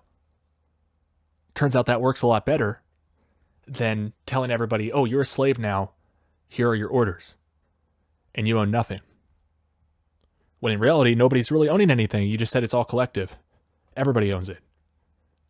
But somebody's, doling out punishments, right? Somebody's calling the shots. Somebody's in control. And it's not the worker. Look at this. So back to, I'm a little out of order, my apologies, but look at some of these headlines for the 15-minute cities. The Guardian opinions. Look at this cartoon first. It's somebody riding on a bike, shocked at these protesters. That's supposed to be like you and me, people who like freedom. But this is how they're depicting us. My shirt here says, I love traffic. Because they're pitching it as low traffic zones. That's the excuse. Low emissions zone. So they're like, oh, well, you like traffic. Oh, you like emissions. You like pollution. No, I don't like pollution. What are you talking about? I just want people to be able to drive around. Oh, no, that means you like pollution. So this person's holding a sign that says no bikes, which is absolutely a straw man that nobody's calling for. No freedom fighter is saying we should outlaw bikes. And wearing shirts saying they love traffic. It's absurd. And then this person has a sign saying no one can ever have anything nice. And the article headline, this is again The Guardian. Are 15-minute cities a good idea or the work of UN greenest devils? I'm going to go with the latter. Here's another headline, Euronews Green. Misinformation and conspiracy theories about 15-minute cities have taken on a life of their own. How did an innocent green idea get so misconstrued? Here's their headline. 15-minute cities, the green city idea being twisted by climate deniers. So, interesting videos are popping up about the 15-minute cities, people covering their license plates. I am reporting from the other side of this filter now, and there's been an interesting development. Duct tape. Yes. Duct tape immunity.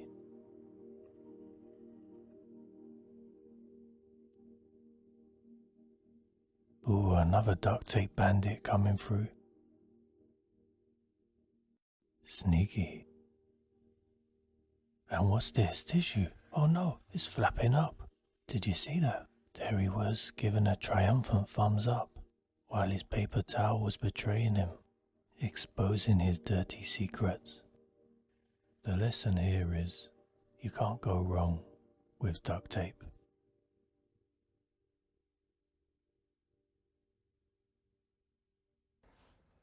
Another moped in a quandary. Onto the pavement? No, blocked on all sides. What to do, what to do. I could lend him some duct tape. I have loads. It's keeping my car together. But I need to stay neutral. I won't interfere. Second attempt. Yes. Free yourself from the tyranny. Ooh, come on, come on. Yes. They can't touch you on the pavements. That is well known. Whoosh. That's a real rebel. Straight through, no messing about. What does this all mean for us? All right. Interesting video. I like it. I don't like the situation, though. People shouldn't have to cover up their license plate to protect themselves from communist attack. All right. So it looks like also the emergency vehicles are being hindered by this. People can't be seen by their loved ones. I'm going to probably do a video just on this topic. Shoot, where did I put it? I covered it in the first take of this show. I might have to cover it in the next show, but a really sad story of a woman who died, who couldn't be visited by her family very easily because of the 15-minute cities. And one of the last things she said was that the low traffic neighborhood idea had to be nixed, essentially, because of the problems with it. People can't go see their loved ones in the hospital. People can't get help from repair people or emergency personnel. People have to be dropped off blocks away when they're taking, a car home from work. So really, really obscene, evil ideas, which is all about control under the guise of trying to give us convenience. When has the government ever tried to give us anything? In the history of the world, I'm not even sure if it's ever happened, where the government just gave people something without any strings attached, and it ended up being a good idea to have a government at all. Let's go to the next headline. These are so ridiculous. Fast Company. Why the 15-minute city is fueling a ludicrous conspiracy theory. I liked this one. People are, applying their skills, their artwork, their vision. This is a good depiction of what the 15-minute cities are really about. People basically tethered to the city, leashed, surveillance cameras everywhere, chemtrails, the radio waves, everything, just polluting everything, and them pretending like this is all to keep us safe. Convenience. People are sharing memes of bucking the system and fighting against the 15-minute cities. I love to see it. Surveillance camera, 2,000 pounds. Can of silly string, 2 pounds. Defeating 15-minute cities, priceless. This is crazy. I mean, we're seeing a massive attack on the food supply on so many different levels, so many different verticals. Here's a new one. Bernie's tweets says, Cambridgeshire's council are tearing down an orchard of 500 fruit trees to build a green bus lane to help with 15-minute city goals. Residents voted against it, but they're doing it anyway. So wouldn't fruit trees be perfect for your 15-minute city? We already have a bunch of fruit trees. Oh, let's cut those down. Build some more roads.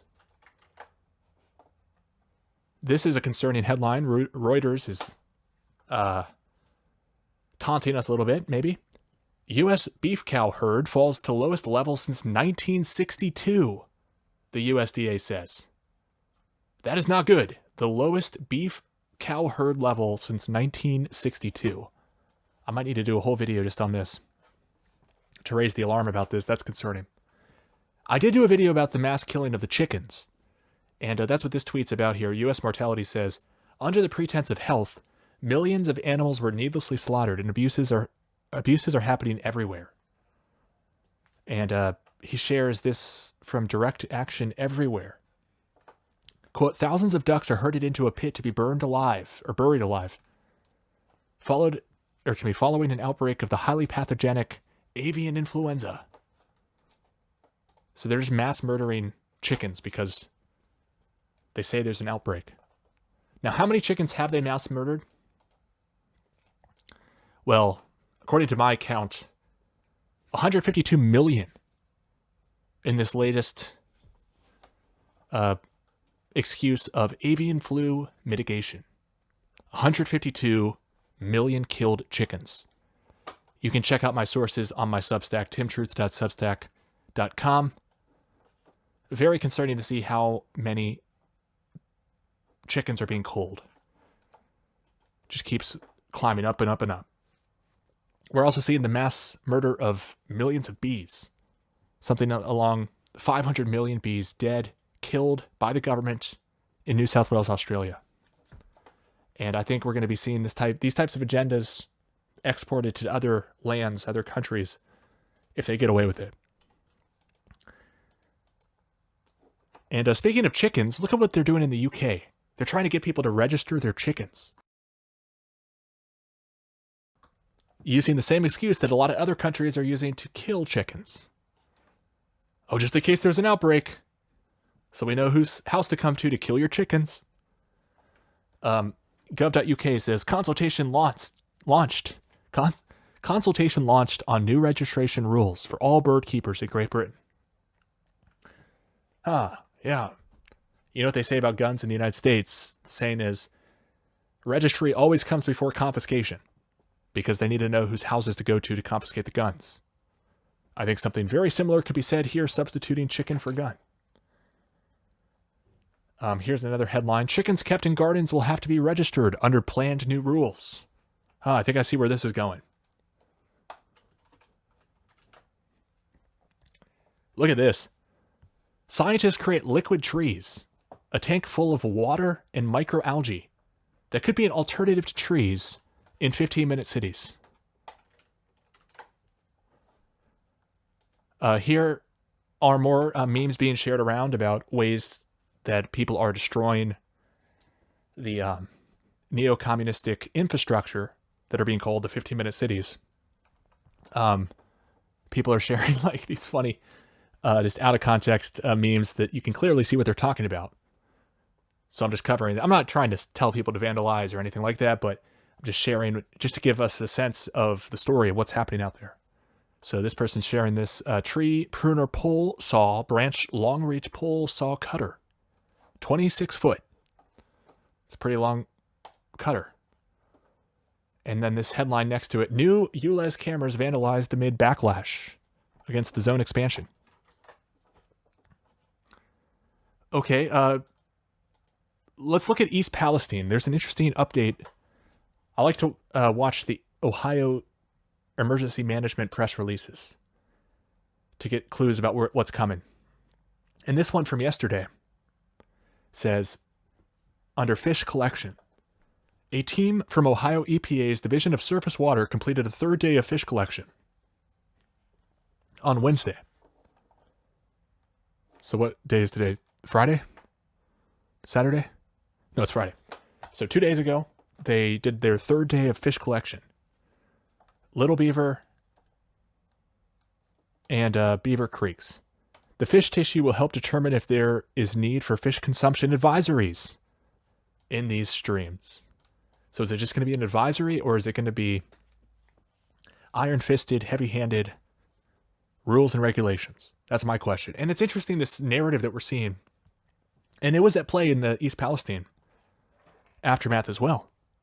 The dead fish. I've been tracking this very closely. If you follow me on Substack, which I hope you will, you would have already seen my article I put out yesterday. And I'll put out a video about this soon, about all of these stories of the fish kills around the world. We've covered many of them on this channel already. But when you put them back to back to back, I'll show you a little glimpse of what I'm talking about. But when you look at them back to back to back, paints a very, very concerning picture as to what's going on. And we saw the dead fish after the train crash. I still, if I had to guess, and I'm on the fence, I don't know for sure, but I'm eyeing rotenone use in many of these cases, including in East Palestine. Now, that would imply that this was all staged. If rotenone was used to kill those fish, that raises some major questions as to how much this was staged and pre-orchestrated, which is what I lean towards. I think it was. But it's hard to tell what killed those fish. I don't have a good answer for you. But I'm leaning towards rotenone, given everything else we've seen around the world, namely in New Brunswick. Can't speak. Namely in New Brunswick, we saw in Canada, caught red-handed, the government putting rotenone in the water in a major lake. Okay, I saw this. This is pretty concerning. I don't know exactly what to make of this. Salmon fatalities. Can't speak. Salmon fatalities at fish farms double in past year, figures suggest.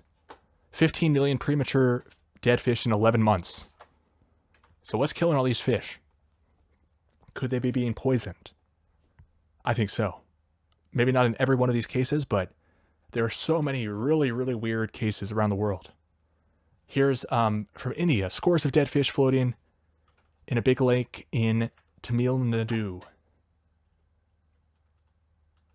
Here's another story. Thousands of fish die in spring in Quazigund. We don't have any photos, unfortunately. That's a stock photo. Now, this one isn't a poisoning. They say it was a fishing mishap, which we've heard a number of these stories where it's like, whoops, we messed up, where our nets got tangled and we killed a bunch of fish. I don't really believe you. Like, we have to consider that this could be intentional. even if they claim that it was, a fishing mishap. I'm sure they could rig it to intentionally kill a bunch of fish so that people can't eat them. So I've just seen so many weird cases of these fish kills. Here's just another example of just a bunch of dead fish in this small community in Menindee. So I think is that Darling River in Australia where there are those millions of dead fish? By the way, they came out this week. It was in my Substack article. And they said that they're investigating it as a pollution incident. So it's very similar to what happened in East Palestine. Dead fish, and then they're like, oh, we need to get to the bottom of this and punish the polluters. I think it's an agenda they're rolling out. The punish polluters agenda. But it's not going to be the ultimate supreme polluters. No, it's just going to be their political opposition and used to just bring about whatever they want. They just have to have some excuse. It doesn't even have to be a good excuse. And they'll just strong arm everybody, brute force their way to the finish line, unless we stop them. So I'm very concerned, though, about all these dead fish stories. I want to go through a few more here. Spotted in Lake Erie, non-native fish species found floating dead. Now, I think it's very strange how they're framing this as, oh, well, they're an invasive fish species, so don't really worry about it. They're non-native. This is a narrative that we keep hearing. Oh, we need to kill some bees because they're an invasive species of bees. Or what was the other one? Oh, that's the excuse actually in New Brunswick for the rotenone in the lake. They said that there was an invasive species of bass. Invasive species. I mean, that could be some coded language, right? Like, I think it kind of rings of eugenics and depopulation and targeted groups being depopulated. WCAX says, alewife seasonal fish kill smelling up local beaches. CBS News. DNR reminds Michiganders that fish kills are common during spring thaw. Nothing to see here. This is common. More headlines to that effect. Fox 2 says, dead fish, other aquatic animals, common sight during spring in Michigan. What to know about fish kills? Don't watch Tim. Don't watch Tim Truth. This is what to know. So Leader says, fish kill is normal and can be common during spring thaw, says the DNR. Here's what I was just mentioning. New South Wales. So remember, Darling River had millions of dead fish. I did a whole video about this. I'm going to do another one with all of these cases that are really suspicious. And I think when you put them next to each other, it's a pretty compelling case for this being an international, worldwide fish genociding to target, humans ultimately. But here's the headline from the people who accidentally broadcasted the satanic ritual. Do you remember that? ABC News Australia. New South Wales Environmental Protection Agency, I guess they call it the Environmental Protection Authority, to probe Menindee fish kills as pollution incident. So note how they don't say poisoning incident. No, it's pollution. You see what's going on here? Very, very important to note the distinction. Oh no, we didn't rig this. This isn't intentional. This is pollution. We need to monitor for chemicals. We need to monitor for toxins. We need to monitor for pollution. Look at all the havoc climate change and pollution are wreaking. I hope you can all see what this is probably all about. Here's an excerpt from the article. The investigation will fully examine all potential causes, determine whether any pollution offenses were committed, and what regulatory actions need to be taken.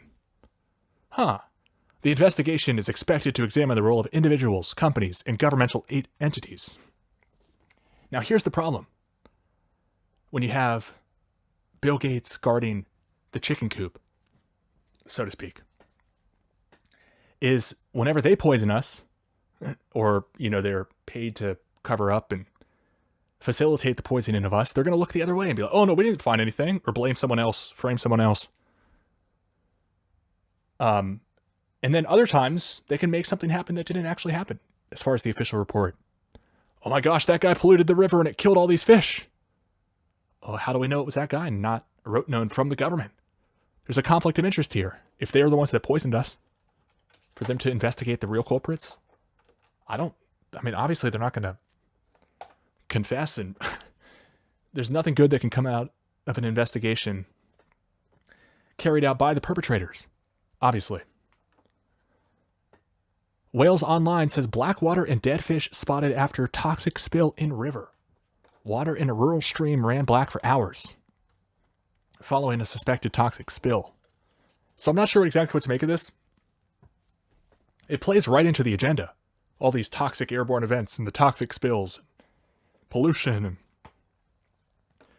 and fish kills, right? Oh, we need to fight the pollution because the fish are dying. But again, we don't really know what happened here. And I mean, it's interesting the water went black. I don't know what to make of that. We don't even know if this happened, right? But the owner of the property seemed very distraught. It was actually a fishing instruction. Like they taught people how to fish, and there was a bunch of fish in the stream, and they all died, is what I hear. Kenya, too, experienced the fish kill. Fish found dead in Homa Bay beaches. Fishermen call for probe. They think something's up. In Hagerstown, thousands of fish dead. I think that's Maine. Pennsylvania, Newsweek's reporting, confusion surrounds dead fish washed up in Pennsylvania. I mean, there's so many of these stories. Scottsdale, Arizona, smelling dead fish at the Scottsdale Park? Here's why, says Fox 10. The city of Scottsdale is calling it a large population fish kill. This one is one of the most interesting. This is like a private lake, it sounds like, in England, in a place called Weymouth. And the owner of the lake is very distraught because a bunch of the fish just died. Thousands of fish, I think he said like 4,000 fish, died suddenly. And then also, what was I saying? Something ate one of the fish. It was a duck. A duck ate one of the dead fish and then also died. And then a bunch of, I think they're called holes, birds of sorts, ate some fish and then disappeared. And they think somebody snuck onto the property and poisoned the fish. Think about that. Who would sneak onto this guy's property and poison fish? And we're also seeing all these dead fish around the world. But it's the authorities showing up at the scenes, and it's more like public land, right? If, I'm trying to think of an example here. Like in Australia, the Darling River, millions of dead fish, right? There's not like an owner of Darling River, but the New South Wales government comes in and they're, oh my gosh, this might be a pollution incident. This is different. This one has an owner of this lake. He said, no, I think someone snuck in and put poison in here. So it calls into question all these other mass fish deaths, if you ask me. Especially when we caught the Canadian government red-handed with their rotenone. So it says here, this is a BBC article, police said a contaminating substance was alleged to have been poured into the water. Oh, what substance would that be? Like, how many substances can you just run up to a lake, pour in, and then all the fish die? I'm thinking rotenone, right? How many other chemicals could do it? I'm trying to explain all these anomalies we're seeing around the world of millions and millions of dead fish. At the same time, the governments are killing bees and killing chickens, and it seems obvious to me. The lake owner, Mr. Roper, says the deaths started with the smaller fish, but larger specimens are now being found. Also in Providence, Rhode Island, I think, we're getting reports. These are just the ones this week. Now, there's also the really suspicious spate of these incidents around the world. Huge numbers of dead fish. And I put this together in this article that you can share with people that link to the key reports if you want. Just go to timtruth.com. Not timtruth.com. That's a good website. Go to timtruth.substack.com. And this is the latest report. And this is the best way to get the news first. Because I usually put the article out and then I'll put a video out about the article. And I'll link to the article in the video. So I usually like to get the article out first. And then I add the video to the article when it's ready. So if you want to get these updates first, go to my Substack, sign up there, it's free. I've also seen a number of these stories. This is kind of what I was talking about earlier, where they have this premise of there being an invasive species of fish or an invasive species of bee or whatever their excuse is. We need to kill a bunch of X because there's an invasive version that we're trying to mass murder, basically is what they say. So we need to kill all the fish in this lake, said the Canadian government, because we have an invasive species. Just seems like a bad excuse. Like all of this just sounds like a bunch of bad excuses to me. But I saw this headline, just kind of wanted to read this. Antisocial, damn selfish. Oh, damselfish. That's funny. Okay, I was like, damn selfish. What? Damselfish. Like a damsel in distress, I guess, is the word damsel in there. Antisocial damselfish are scaring off cleaner fish customers, and this could contribute to coral reef breakdown. Oh, these damn selfish damselfish. Antisocial. It's interesting too, and this probably isn't a coincidence if you ask me. These terms are very important for the collective conditioning. Antisocial. Oh, you're antisocial. Like there are anti-free speech laws in the UK called like antisocial behavior laws. Social in Latin means united, friends. And we have all these socialist countries that call themselves united this, united that. The whatever union, right? The European Union, the Soviet Union, the United States, the United Kingdom, I could keep going, right? The United Nations. So they keep using these terms. It's all about united. We want to be one government, one world order. Social. And if you go against the fascism, you're antisocial. And they teach people from a young age, you don't want to be selfish, which is another word they throw here. Although I think that's damselfish. All right, I'm going off on a tangent, but these terms are very loaded because they want to at any time be able to say, oh, well, this is for the greater good. You have to sacrifice your individuality. You have to sacrifice your individual rights for the greater good. Don't be selfish. Don't be antisocial. It says, just as humans are connected through family, friends, and colleagues, all fish are connected to each other. What? All fish are connected to each other? Like, what are you talking about? It's important that we don't just look at relationships in isolated bubbles.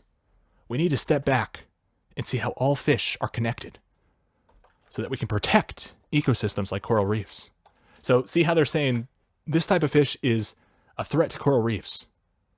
And we need to protect coral reefs. These people are selfish. These fish are selfish. We have to kill the selfish fish for the coral reef. It's like they're telling like a parable here, like an allegory. Shout out to Agent 131711 for sending me this. Why have billions of snow crabs disappeared from Alaska's waters? And what was concerning is I looked up billions of crabs disappear, and there wasn't just one article. It's happened in numerous locations. Here's from October of last year. What made billions of snow crabs disappear from the Bering Sea? Excuse me, I was going to say strait. The Bering Sea. The Bering's snow crab population has been in decline over the last 5 years. But this season, the population has collapsed. Huh. What could have killed all the snow crabs? Did anybody pour rotenone in the water? And then we're getting also headlines like this. Study. Freshwater fish across the U.S. are contaminated with forever chemicals. There's something about this term forever chemicals that I see some red flags with. It seems like dioxin to me. Where it's like they don't actually want to have an honest conversation about the toxins that we're exposed to, that they're putting in the water supply. You know, they're always like, oh man, let's put lithium in the water supply to reduce crime. And the lithium is for your teeth, and we got to keep the lithium. How dare you question the lithium, you conspiracy whack job? How did I say that right? How dare you question the fluoride and the lithium, you whack job? That's what they want us. I mean, they just have their pet chemicals that they want to guard us from, right? Oh, we don't want you to have the forever chemicals. We don't want you to have the dioxins. But oh no, fluoride's good. Like, how can we take these people seriously? Like, something's very wrong here. And I don't like the idea of us surrendering the guardian of our environment to an obviously corrupt government who is purposefully turning a blind eye to so many toxins. And then they hone in on these other ones and they're like, we're going to keep you safe. We're going to keep the water safe. We're going to keep it clean. Something very, very fishy is going on. So this is a very interesting concept, ULEZ. U-L-E-Z. It's an acronym that stands for Ultra Low Emission Zone. And it's a concept that goes hand in hand with these low traffic neighborhoods, the LTNs. And I think this is very important because this is their excuse that they're already using. It's like, oh no, you can't travel, you can't have cars, you can't. And also, let me just tie this in. I just had this thought. You know, they say, oh, we're not keeping you in the city. You're allowed to travel, you're allowed to leave. But why would anybody buy a car in the first place if they can't enjoy it every day? And by enjoy, I just mean like use it for utility. Why would you have a car if you're not allowed to drive it? You're just going to maintain it and buy it and sit it in a parking lot and not be able to drive down your residential street? Like, I think a lot of people with this all in consideration will just opt out of having cars. Oh, I can't buy a gas car. I got to buy an electric car. I can't even use it. So it's going to have the effect of limiting travel, even if they don't come out and blatantly, explicitly forbid it. But I do think it's probably headed in that direction. So this is crazy. Look at what it says here.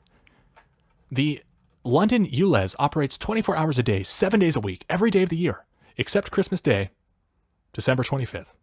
What? So there's 1 day a year where they're not an ultra low emission zone. On Christmas, you can emit.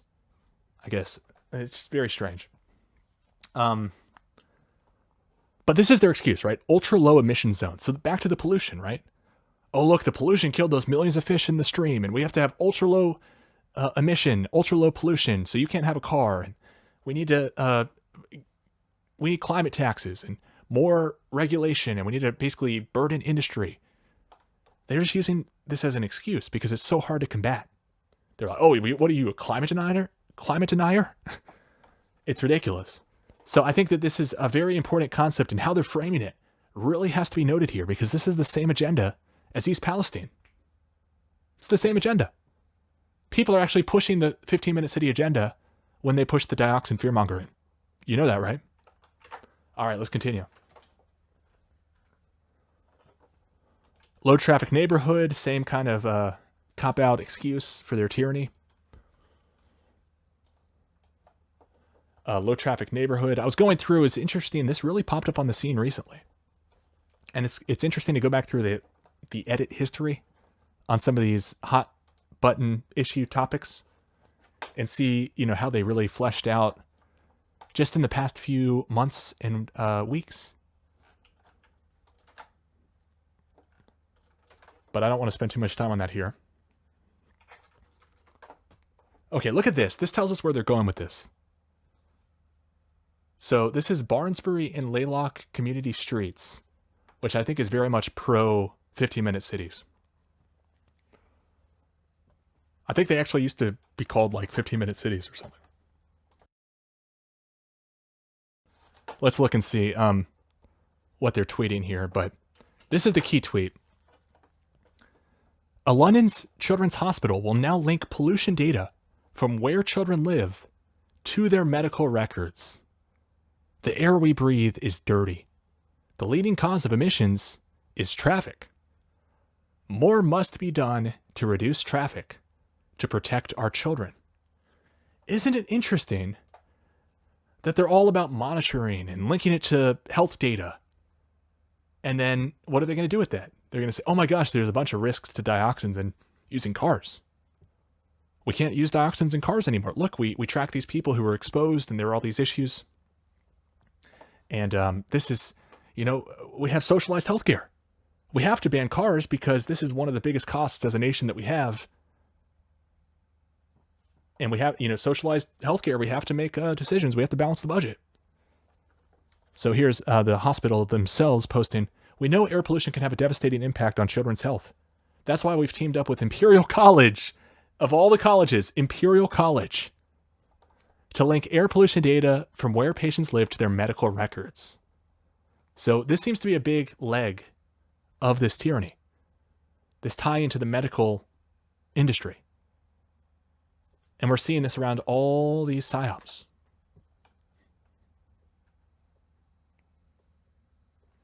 Yeah, so this article, pinned tweet, or this account, healthier, safer, greener, fairer. We're trying to make it more livable. All right, so I think that's interesting. They're tying it to medical records, and presumably in the future, and who knows if they'll actually crunch the numbers correctly and give us conclusions that are actually grounded in accurate data, right? But in the future, they can say, well, look, pollution caused health problems, so we have to outlaw pollution, which goes right in line with the Bill Gates TED Talk, right? Right in line with the Dennis Meadows. CO2 is equal to the population times the services times the emissions per service, right? So we either have to lower the population or lower consumption. That's what they want us to decide. And it's right in line with the Club of Rome quote that we bring up so often. Let me see if I can find this real quick.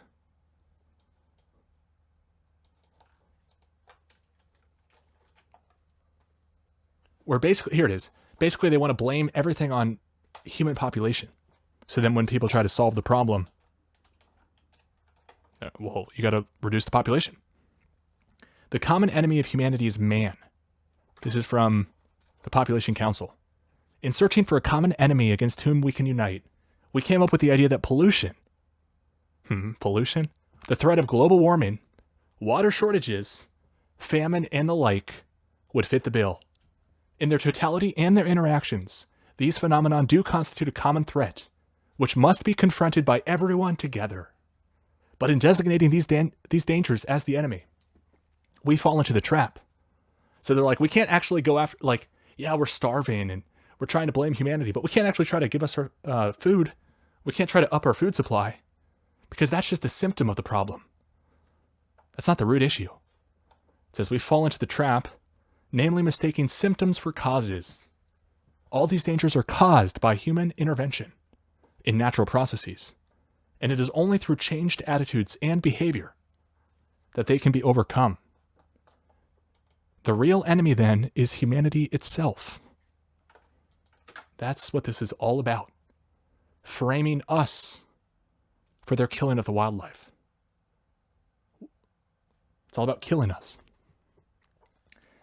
So they're really pushing forward with this pollution agenda, getting a ton of help, either knowingly or unknowingly, from the, what do I call them? Alternative media. I'll be nice.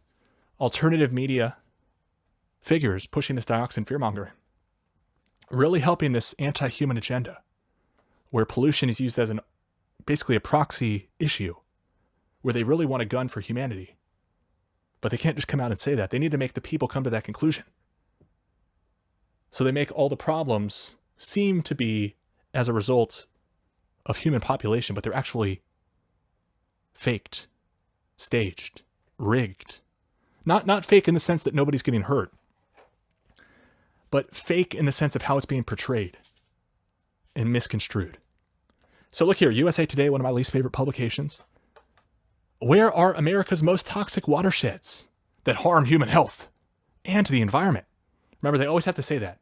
It's not just that it harms human health, but the environment. That way the owner of the land can't say, well, no, I'm fine.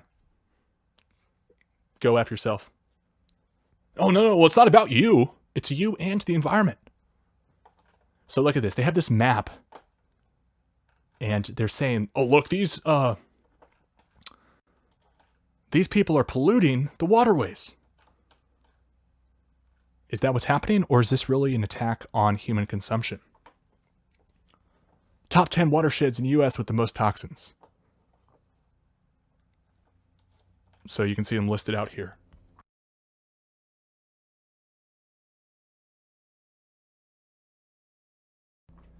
Where are the most harmful chemicals found?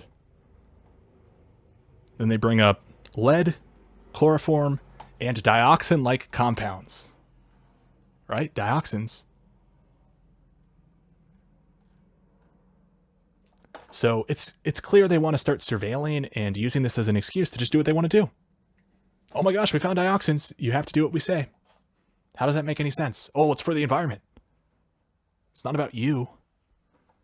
But I do love this movement that's going on in the UK against these environmentalist freaks, these control freaks. I wish the United States weren't a bunch of establishment cucks. Let's call them. These people ushering in their own enslavement, suing the EPA and FEMA to make us evacuate. Like, wow, guys, I'm not your colleague. Let's make that clear.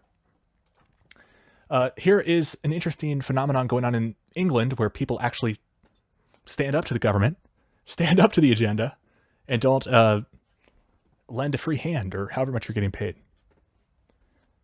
Juliet shares this. There's a lot of retaliation to the ULEZ and low traffic neighborhood cameras by many placing bags and boxes over the cameras. Wide Awake Media says Londoners are sabotaging the ULEZ cameras in any way they can. The ultra-low emission zone is an area in London, England, where people are fined extortionate sums of money for driving cars that don't meet arbitrary minimum emissions standards. So people are covering up the cameras. There's a revolution going on against the 15-minute city concept, and I love to see it.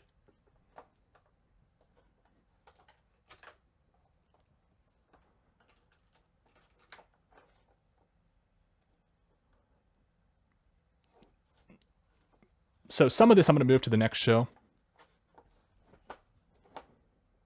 There's a lot of happenings around the world, but there's plenty to cover just with the 15-minute cities and the East Palestine situation and the fish kills. So let's go to this here. This is the EPA bus. We've covered this before, but I don't think this is a good sign, folks. Also note the surveillance cameras all over this car. What exactly is this bus and all of its functions? But they're building up their fleet, their arsenal, that they want to drive around and real-time sample the air.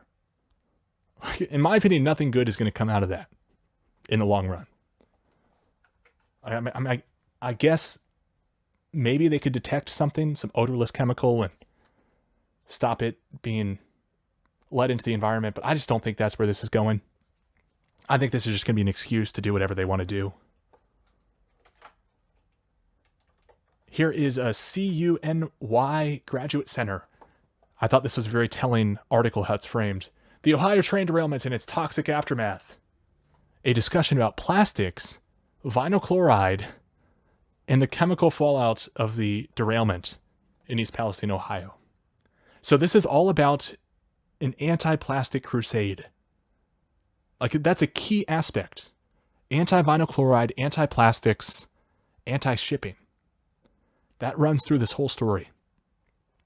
Also, the idea of pollution and going after polluters and getting the right to demand it first. And of course, the article talks about dioxins found in the soil at the site. Of course, they're talking about underneath the spill and the explosion. Which is a little disingenuous to conflate that with people's day-to-day life, given they're moving all that soil out of the region. More showmanship. We have the U.S. Justice Department suing Norfolk Southern. Again, it's like, we're ganging up right now on this train company.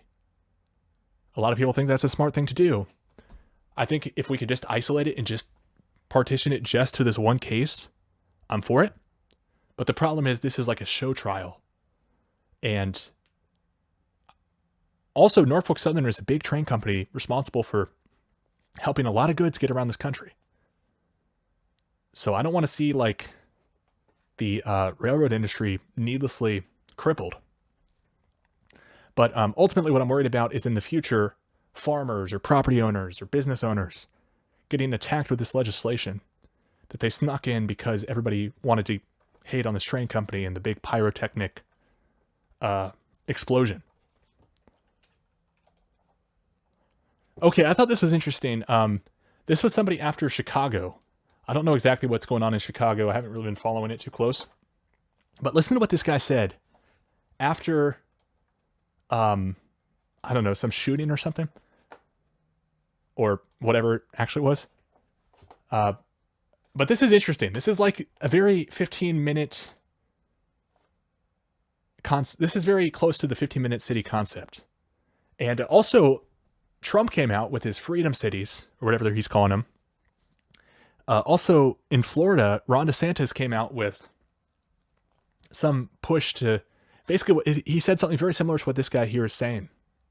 Let me see if I can find that clip. It might be something we should watch here. But basically, people are calling out Trump. People are calling out Ron DeSantis. Like, the establishment's losing control of this. And the 15-minute cities is how this is all falling apart. And so I think they're using all the agents they have in the field. Like Trump, DeSantis, maybe this guy. There's other examples, but people were calling out, like, loyal fans were calling out Trump and DeSantis over the 15-minute cities. I'm going to see if I can find that. Let's watch this clip. Ravage our community. And Walmart, you should be absolutely ashamed of yourselves. You are the reason that our communities lack the investment that they have. We should not have to go out of our communities to find jobs. We should not have to go out of our communities to get medicine. We should not go out of our communities to be able to shop. We should be able to do all of this in our communities. Right here. We deserve to be able to shop, Yes, sir. work, Yes. play Yes. in our own communities. Huh. What is he even talking about there? I think we know what they're talking about. It's interesting how they try to sell this to people with change agents in the field. Like, that's what that comes across to me as. Like, it sounds good, but that's the whole point. They're like, okay, we're going to roll out these 15-minute cities. Here's how we can make it sound palatable. Like, we're actually not trying to ruin everybody's life, even though that's obviously what we're all doing. It's about convenience. It's about, how dare I have to drive to work? How dare I have to go down to the street? And why are there cars driving down my street? And pollution is making us all sick. And it's every excuse they can come up with. But that's not why they're doing this. There's a reason why they're doing it. And then there's the excuses they give for it to make it palatable. Very different things. They're not the same at all. But here's the clip of DeSantis. He says, today I signed legislation to help Floridians live in the communities where they work. Oh, we wouldn't want someone to have a car. Now, I'm all for convenience. Like, I don't mind the idea of people walking down the street to what they need to do. Obviously. Like, everyone's pro-convenience, I feel like. But the thing is, they want to usher in the tyranny and get people to just take it because they're so lazy. It's like, oh, okay, well, it's more convenient for me just to go with the flow, the path of least resistance, rather than actually bucking this evil system. Listen to the clip here from DeSantis. Today, we're going to be signing Senate Bill 102, titled the Live Local Act, to be able to help Floridians live in the communities where they work.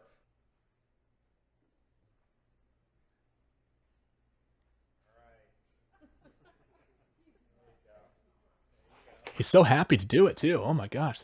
And what's interesting, though, is the comments. Isn't this similar to 15-Minute City? Oh, what a disappointment you turned out to be. So there's a lot of people calling out the overlap with the 15-Minute Cities. Joe says, live where you work? Is this like a 15-Minute City thing? You just signed away our freedom, you huge fraud. Never DeSantis, ever. 15-minute commie cities? So I love that people are calling this out, even when it's their politician of choice. Like with Trump and DeSantis. I love to see that. And unfortunately, it's not always the case with politics, as I'm sure you all know. Okay, let's go to Indiana. So we had two other big fires recently that really come across similarly to the East Palestine tragedy. We had one in Richmond, Indiana, and then one in Georgia. I wanted to cover those as well because I think it's all part of the same agenda. This idea of demonizing pollution. And I'm not pro-pollution. Obviously, I'm not pro-traffic. Other than I like people, and I think they're trying to depopulate people. So now when I look at a crowded street, I'm like, I'm just glad they haven't killed us all yet, honestly. I like crowdedness because I know that that's like under fire right now. They want everyone standing apart, not doing anything except for telly this, telly that, telly whatever. So I actually kind of like crowds now more than I used to. But there's this agenda where they're trying to be the guardians of the environment, right? They're going to come to our help for our health and our safety. That's what they want us to think. And at first they have to have this boogeyman, this toxic chemical leak, and the arch villains who are leaking this into our environment. And they're going to go in and attack them and fight the pollution. They need to have something that they can go to war against. And then they can just, slip in whatever they actually want to do. It's totally unrelated, seemingly, to what they're pretending to do. But they have their excuse, they have their narrative, and they can just slip other things in. Look at this headline here. It's the same publication, too. I was going to show earlier. Let me see if I can find this. WKBN. Let me see if I can find this. My ID East. This is the same publication that ran the very, very strange article I referenced at the beginning. Let's look at this. WKBN 27. East Palestine switching to My ID emergency service. East Palestine is known as the place to be. It's way ahead of the curve on a program to provide better treatment in the case of an emergency. My ID provides quick medical information for emergency responders. If they're in a situation where they can't tell us or they don't have a family around, we can just scan the person's QR code and it'll tell us valuable medical information. If anybody sees the QR code, you'll be able to scan this and get the information. So it's like a digital ID that you wear around with your medical information that other people can scan if you're unconscious. Very, very creepy. Smart city concept, if you ask me. East Palestine is known as the place where everything happens, or what did it say? But look at this headline. Same publication. We started the show off, I think, talking about their recent article from last night talking about the EPA's dioxin test results. But this WKBN is an interesting character here, interesting outlet here. Eerily similar, their headline says. Eerily similar. Massive Indiana fire sparks memories in East Palestine. So this was something that a lot of people were pushing, the dioxin fear-mongering crew. Oh my gosh, look, the plastics are burning again. There's going to be dioxin. We need to evacuate everybody. It's like, I'm so sick of you guys. I'm so sick of the dioxin fear-mongering crew. I've unsubscribed from a lot of people, never going to watch them again. I just can't stand it. It's like you're pushing propaganda with no data. Cherry-picking what you want to talk about to force people and trick people or just convince people out of their homes. That's like what you're trying to do. And where this is going to, it's not just East Palestine. I think they picked East Palestine because it starts with EPA. In a way. East Palestine. No, I don't know about that, but I do think that this is all about the next leg of the agenda, the EPA eco-fascism. And interestingly, we're seeing it around the world. It's like all at once. Now we have the EPA of Australia investigating this fish kill. They call it a pollution event. Millions of fish dead. I mean, the parallels here, the similarities, and it just happens in all the Five Eyed countries all at once. They just move from agenda to agenda. Just, oh my gosh, now we all have pollution. We got to fight the pollution. All right, so I saw this too. Springfield News Leader ran this. Cleanup of dioxin contamination at Aurora Farm. Not sure exactly what I wanted to cover here, other than they keep... Oh, that's what it was. So this is a farm. You know, where food is grown. And we had this big spectacle with pyrotechnics and a big plume of smoke in East Palestine. And they got everybody all riled up. Everyone's so mad about dioxin, ready to give the EPA a blank check to go clean up dioxin. And what's actually going to end up happening is my question. Are they going to go after other farmers? What's the real story about this farm? I don't know. But I just have a real bad feeling about how this is rolling out. Everything about this screams red flag.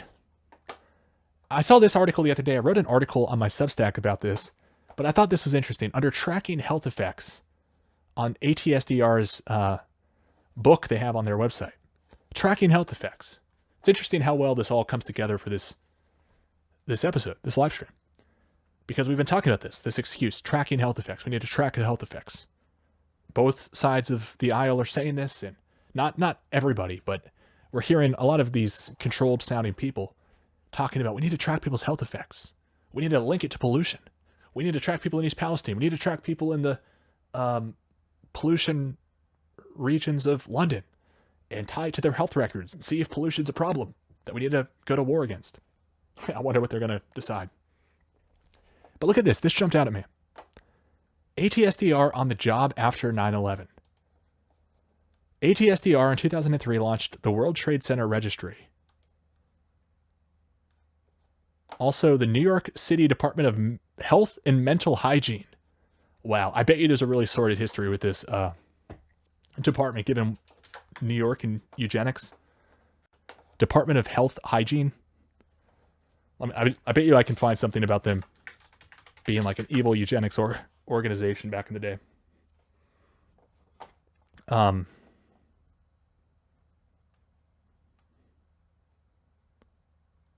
Very strange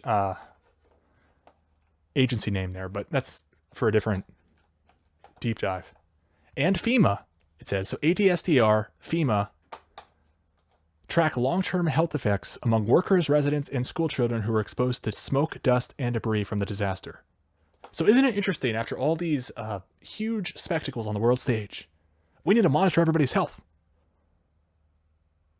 So, you know, I've been seeking truth for a long time, speaking out for a long time in different forms and fashions. And one thing that I always used to say, and I don't know what to think about this anymore, is I don't say it anymore. I don't really like hone in on it, but I used to talk about the asbestos aspect of the 9/11 controlled demolitions, wondering if that was maybe why they blew it up, so they could get out of, restoring and getting away with this toxic asbestos. I also wondered about these plumes of smoke over New York City and the effects the asbestos has on everybody. But now I've got to question even that. Like, is that, because it seems like that's more of like the establishment talking point out of 9/11. So I have to question it. It's like, it seems like that's like a box they wanted to check. It's like, okay, we need to have the ATSDR on the scene, monitoring everybody's health, and this idea that asbestos is bad, and we need to go to war with asbestos. I don't know what to make of it anymore, but I thought this was interesting, this connection to 9/11. East Palestine 9/11. We've seen these connections made before for all sorts of different reasons. People call it ground zero. Very, very interesting and bizarre. Okay, so also we're seeing this aspect of it. They're trying to spin this and be like, oh, don't look at the trains. Yes, we need to regulate those, but it's not just the trains. Look at this headline. Truck, not rail traffic, is a bigger chemical safety concern in county. Oh, look at that. And then look at what happened right after this article, March the 13th. Well, we had a number of huge explosions on the highway. I think we covered this. Oh, did we cover it? Yeah. We did in a live stream. But I think it was Arizona or Albuquerque, New Mexico or something. I wish I could remember. But there was the spill. I forgot what the chemical was. But do you remember there was like the noxious plume of toxic chemical on the roadway right after East Palestine got on everybody's radar. And people were like, oh my gosh, are we under attack? And we saw like a number of these incidents, right? But they haven't all been train crashes. Some of them have been tanker crashes and on the highways, not just the railways. And I think that this is part of the agenda here, as the last article that we just read hinted at big time. But I want to cover some updates about this, because just in the past couple of days, we have some more huge incidents. Here's what happened on the Golden Star Bridge in Connecticut, New London, Connecticut.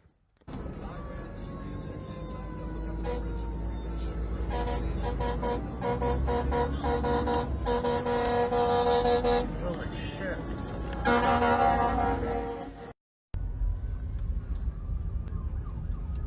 So this is on like a bridge or something in Connecticut. Look at this. This is a major fuel burn-off. And I'm wondering where this is going. I'm wondering if this is going to be made part of the pollution case. You know, the war on the case for the war on pollution. But really major. This was, I think, yesterday in New London, Connecticut. Big fires. Let's watch this.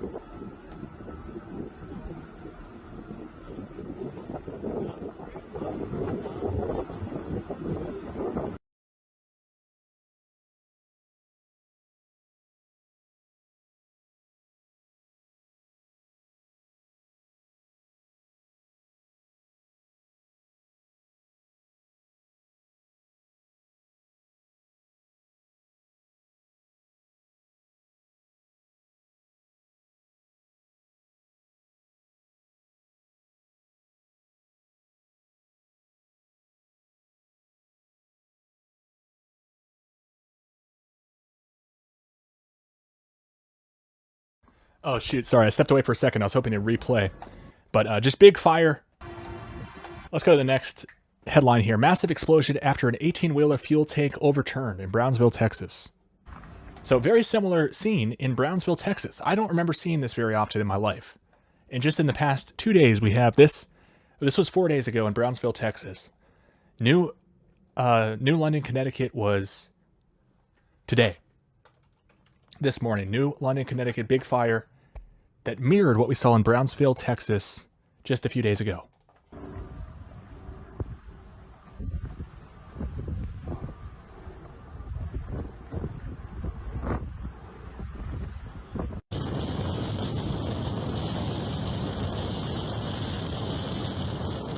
Wow. Look at that raging fires. These are new developments. These are on the roadways. They say tanker cars are crashing and this is what's happening. And this has been hinted at after East Palestine, which seemed to be like the starting gun. This big spectacle with the huge pyrotechnics show and the huge cloud of smoke, and then ultimately the explosion, which they called the controlled release, which was intentionally stupid. Intentionally stupid labeling of what they did because they want to get people into a trap, I think. But let's go back to Brownsville, Texas. This is some pretty remarkable footage.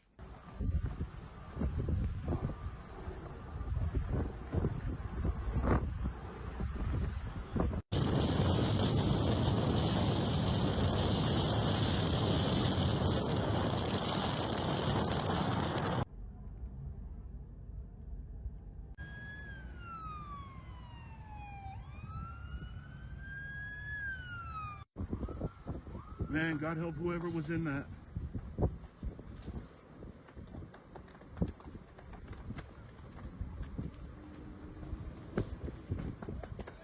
Thank God for those firemen, y'all.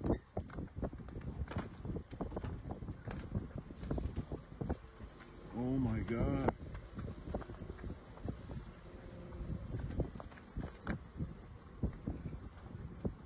Bro, I'm scared that shit's gonna blow, y'all.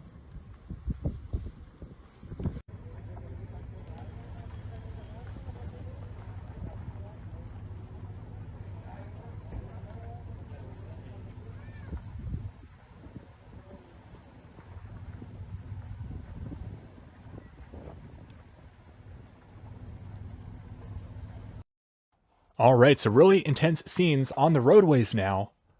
We've had the train rail action, and now the road action with the cars and the tankers. I can't help but think this is all the same agenda, trying to come up with a catalyst for the change they want to implement and get people to demand it themselves. We have another freak accident or intentional catastrophe, whichever it is. This is in Pinova, Georgia. The next story. Evacuation and shelter-in-place orders lifted as Pinova fires put out, this headline says. So they forcibly evacuated people again. Now, I don't know if they went like door to door with guns or anything, but they put an evacuation order out. It might have been voluntary. I'm not sure, but it's just this recurring pattern where they just keep barking orders at people. And pollution, evacuate, pollution, evacuate. It's like they're training people like dogs. That's how I see it. Now, maybe there was a health risk here, and it was the right thing to recommend people to leave their house. But the news, of course, is covering it as a quote evacuation order issued. So it's just normalizing this, acclimating people to being ordered to evacuate because of pollution.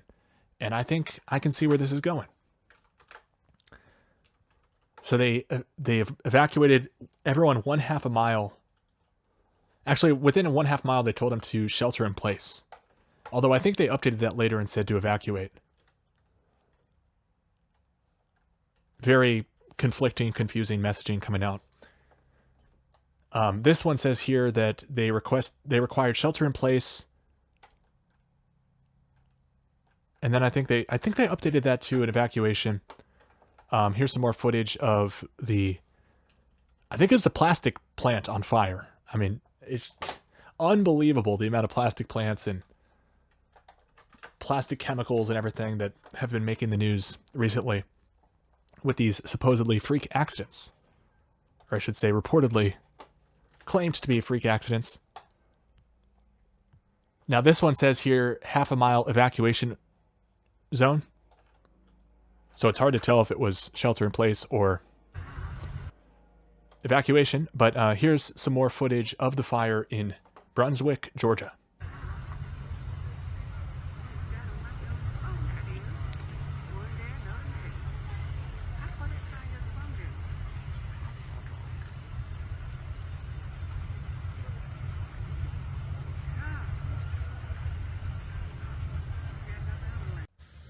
So very similar scenes all around the world, all around the country. And it seems like a certain industry is being targeted, namely the plastics industry.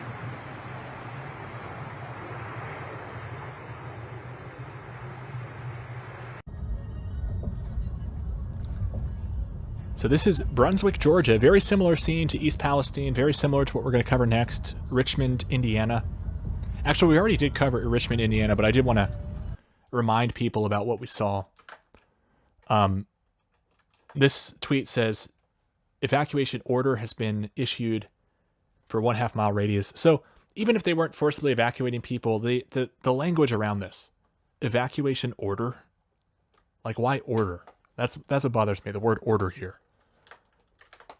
Why don't you just advise people? So here's the Indiana story. We covered this in a quick video the other day. Over 2,000 residents ordered to evacuate after inferno engulfs Indiana plant. Microsoft reports. 2,000 forced to evacuate. Plastic fire burns. That's what all the headlines were saying. Indiana industrial blaze is similar to toxic East Palestine fire, reports Newsweek. Very similar to that other headline we saw. They were really trying to show us, oh my gosh, this keeps happening. Look at all these plastics fires. What should we do? They just really want people to come to the conclusions themselves. And I think there are change agents in the field who are driving people to come to certain conclusions. But it's like people keep getting handed all these counterfeit puzzle pieces, and then they put it together on their desk, and they're like, oh my gosh, look, I figured out what's going on in the world. Like, no, you didn't.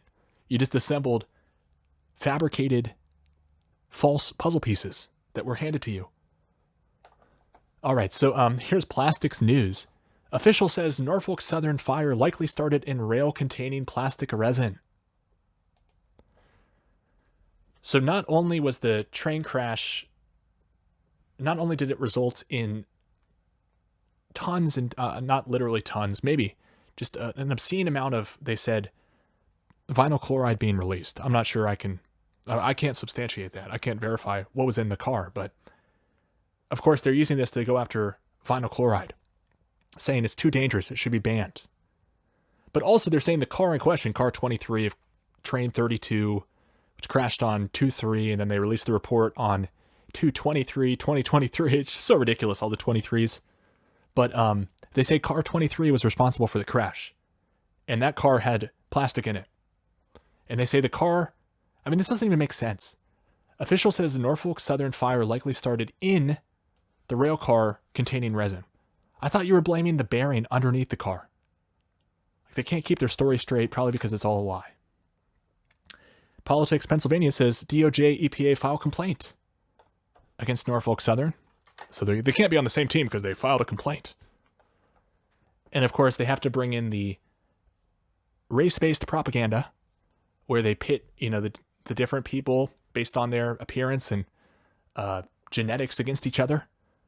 So first, they get all the conservative influencers to say, they're leaving us to dry because we're white and we voted for Trump. That's why they're screwing us over because we're white. And then they also come at the other side of the aisle and they say, look at these people over here. They just got a taste of what all these other brown and black people have been putting up with. They can't get the EPA to help them at all because of their skin color. They're calling it sacrifice zones. A very strange spin here. It's very interesting because I did see both sides play the race card here in a way. East Palestine, the coverage around East Palestine, not the people who live there, but the coverage was like, oh, well, this is because they're conservative white people. And it was just setting it up for the next punchline from the other side saying, well, you should see how black people get treated. So here's an example of this. EcoWatch says, why does white East Palestine, Ohio, get apologies, but none for Black Cancer Alley? So they try to make it seem like they're coming to the aid of minority communities, but I don't look at it that way. I think that these agendas are used to victimize people, and they have to have excuses like, oh, well, yeah, we're driving you off your land, but it's because of pollution, and it's the evil company's fault. It's not the government who's actually doing it. This was crazy too. The governor of Ohio announced $3 million for mental health aid. Like, why not just give people cash?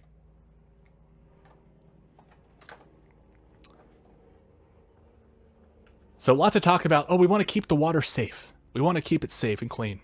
The Clean Water Act, and we need to penalize the polluters, but we're going to keep putting fluoride in there. Here's wave3.com. Metro Board of Health talks about plans to keep drinking water safe. Who wants to bet the same Board of Health puts fluoride in the water? This is in Louisville, Kentucky. This is actually 9 days ago. So, interestingly, they talk about East Palestine train crash and Louisville monitoring the water situation. We also had the barge crash. Remember that in Louisville? So they're just setting the stage for them to say, oh my gosh, remember how we started monitoring the water? Well, we just found this chemical, and here's what we have to do. All right, so let's keep going. Oh my gosh, there's so many tabs.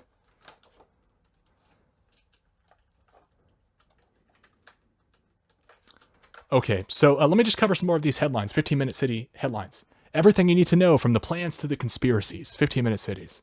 Daily Dot says how 15-minute cities sparked a conspiracy theory about cities becoming prisons, inspiring in real-life protests. The Globe and Mail says opinion, the 15-minute city controversy is based on bunk. Fast Company, well, I think we read that one. Streets MN says going car-free in middle America.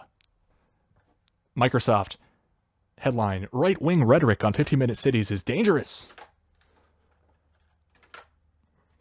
It's just so ridiculous when you look at all of these back-to-back. NBC2 News says Fort Myers aims to be a 15-minute city as population increases. That's a little bit interesting. Is that like a depopulation hint? The Epoch Times, let's skip that one. Actually, that's kind of interesting. 5 were arrested at a protest in Oxford against the 15-minute cities. Political prisoners. Soon we'll all be in these 15-minute gulag prisoners. It's called a smart city because if they called it a concentration camp, you might not want to live there. Robin says the same people who tell us 15-minute cities will save the planet from CO2 are furiously endorsing sending gargantuan amounts of explosives to a war zone.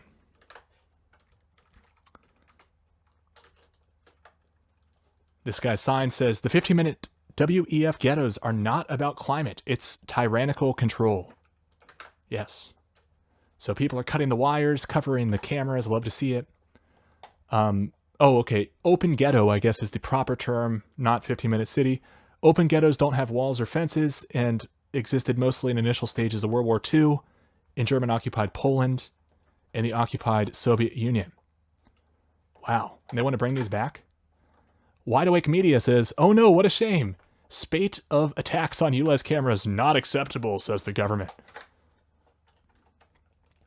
So it's interesting how all the mainstream news outlets, all the King's men are coming to support the 15-minute city concept. What does that tell us?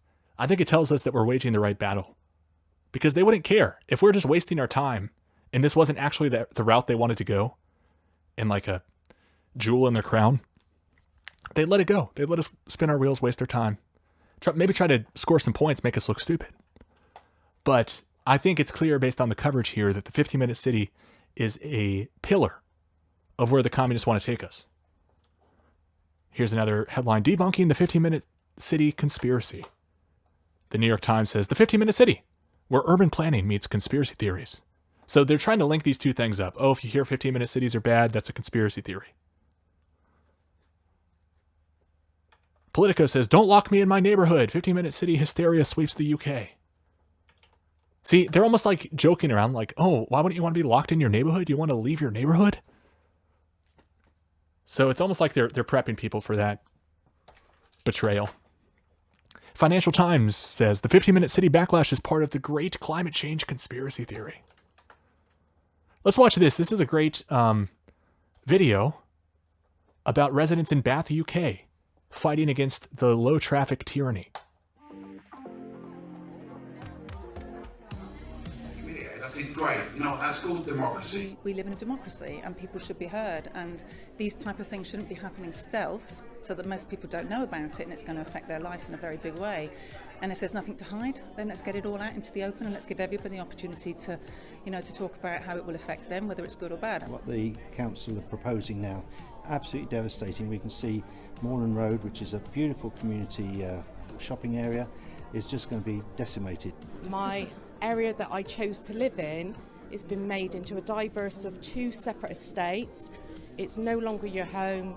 It's no longer a pleasurable place to go back home to. Most neighbours in certain areas of Bath hate each other. And the only reason they hate each other is they've all fallen out about parking. They were developing a system where they're going to actually restrict our car usage and eventually try and take it away from us. The 18 out of the 24 shops shut within 4 months. I lost my business, my marriage and my house because of that decision by the council. There's going to be no freedom of choice. This is just one of many, many things I see happening within the government at the moment, and will change life as we know it. Their voices aren't being listened to during the consultation process, and that they're ignored, and that the council are going ahead with their own agenda anyway. But the council won't listen to us. They won't talk to us. They don't want to know. I feel we've been lied to, and I've seen the lies in the past. I'm disabled. I can't go down Sofa. I'm completely shut off from Milsom Street, a lot of places. I can't carry big bags of shopping.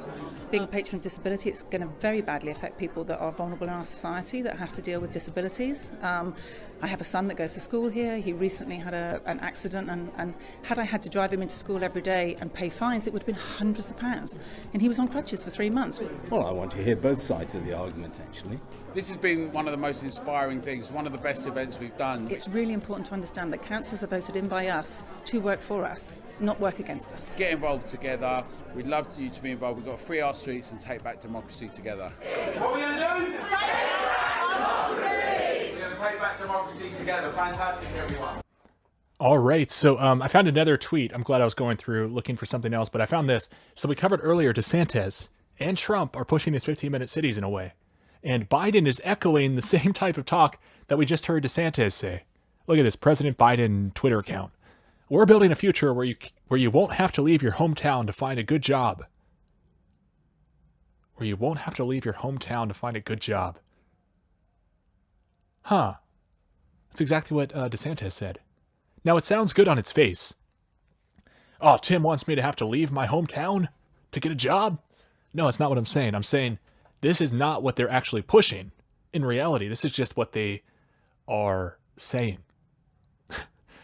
Like, yeah, they want us to slave and not be allowed to travel. And then they spin that and they say, oh, wouldn't it be nice if you didn't have to leave your hometown for your job? I mean, it's evil. I shouldn't laugh, but it's almost comical. It's like they take something so evil. It's like, you know that, what is it, like a parable of the genie that grants the wishes but screws you over and like will honor your request, but you're almost worse off than not getting your wish granted at all. This is kind of like that, where they're like promising you something like, you want this, you don't have to leave your hometown for your job. It's like, I don't want a job. Honestly, I want to do what I love. Be creative. And I think it's good for people to have jobs and careers and contribute, and there's a lot that needs to be done. But I also don't think that people should be working as much as everybody is. And it's all about energy extraction from humans. I think people should be sleeping more. I think people should be spending more time with their family. I think people should be relaxing more, doing their hobbies, not just slaving away at work. But that's really what they're ushering in. These slave communes, these gulags. And then they spin it and they say, wouldn't it be nice if you didn't have to leave your gulag, your city, your labor camp? So interesting that Biden and DeSantis just came out pretty much this week pushing the same thing. Oh, wouldn't it be nice to slave at home and not be allowed to travel? Practically is what they say. Okay, so paramedics are blowing the whistle on low traffic neighborhoods. He said the low traffic neighborhoods add up to 10 minutes to an emergency call and could be the cause of death. Police, of course, are against scrapping the gulag system, according to the news. I liked this, stop low traffic neighborhoods, take back democracy, a protest on the streets of England. Some more ridiculous headlines. Here's Gates' slate. 15-minute city conspiracy theory. How Oxford's traffic plan inspired a global right-wing freakout. Forbes says 15-minute conspiracy theory is insane, says 15-minute city creator. He's not biased. Agenda 2023. You will destroy 15-minute cities and be happy. Interesting to see memes like this being circulated. I'm not calling for senseless vandalism or anything like that. I'm just showing you what memes are circulating to better understand the situation.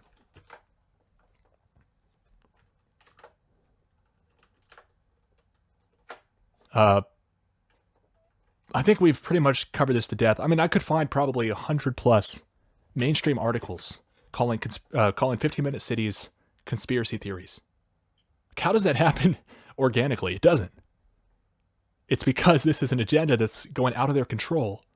The people are taking the power back, spreading the word, growing their numbers, and the establishment's freaking out because this is a pillar of what's to come. So they're calling all their agents out. They're orchestrating huge events, huge fires, spectacles, coming up with, buying off the scientists, tying the pollution data to their health records, and then they're going to tell us what they find, right? And if you believe them, I've got a bridge to sell you. Okay, they're talking about bringing back rationing at the same time. How to fix global warming? Bring back rationing. I don't know who published this article, but this is like mainstream. And this is all tied together, right? Pollution, global warming. Remember, it goes back to that quote that we were reading earlier. Let's just loop back to that. The common enemy is man. Right? The idea that pollution, the threat of global warming, water shortages, famine, and the like would fit the bill. Something that we could unite against. In their totality and their interactions, these phenomenon constitute a common threat, which must be confronted by everyone together. But if we just attack these issues, like famine or global warming or pollution, that's not the real problem. That's not the root issue.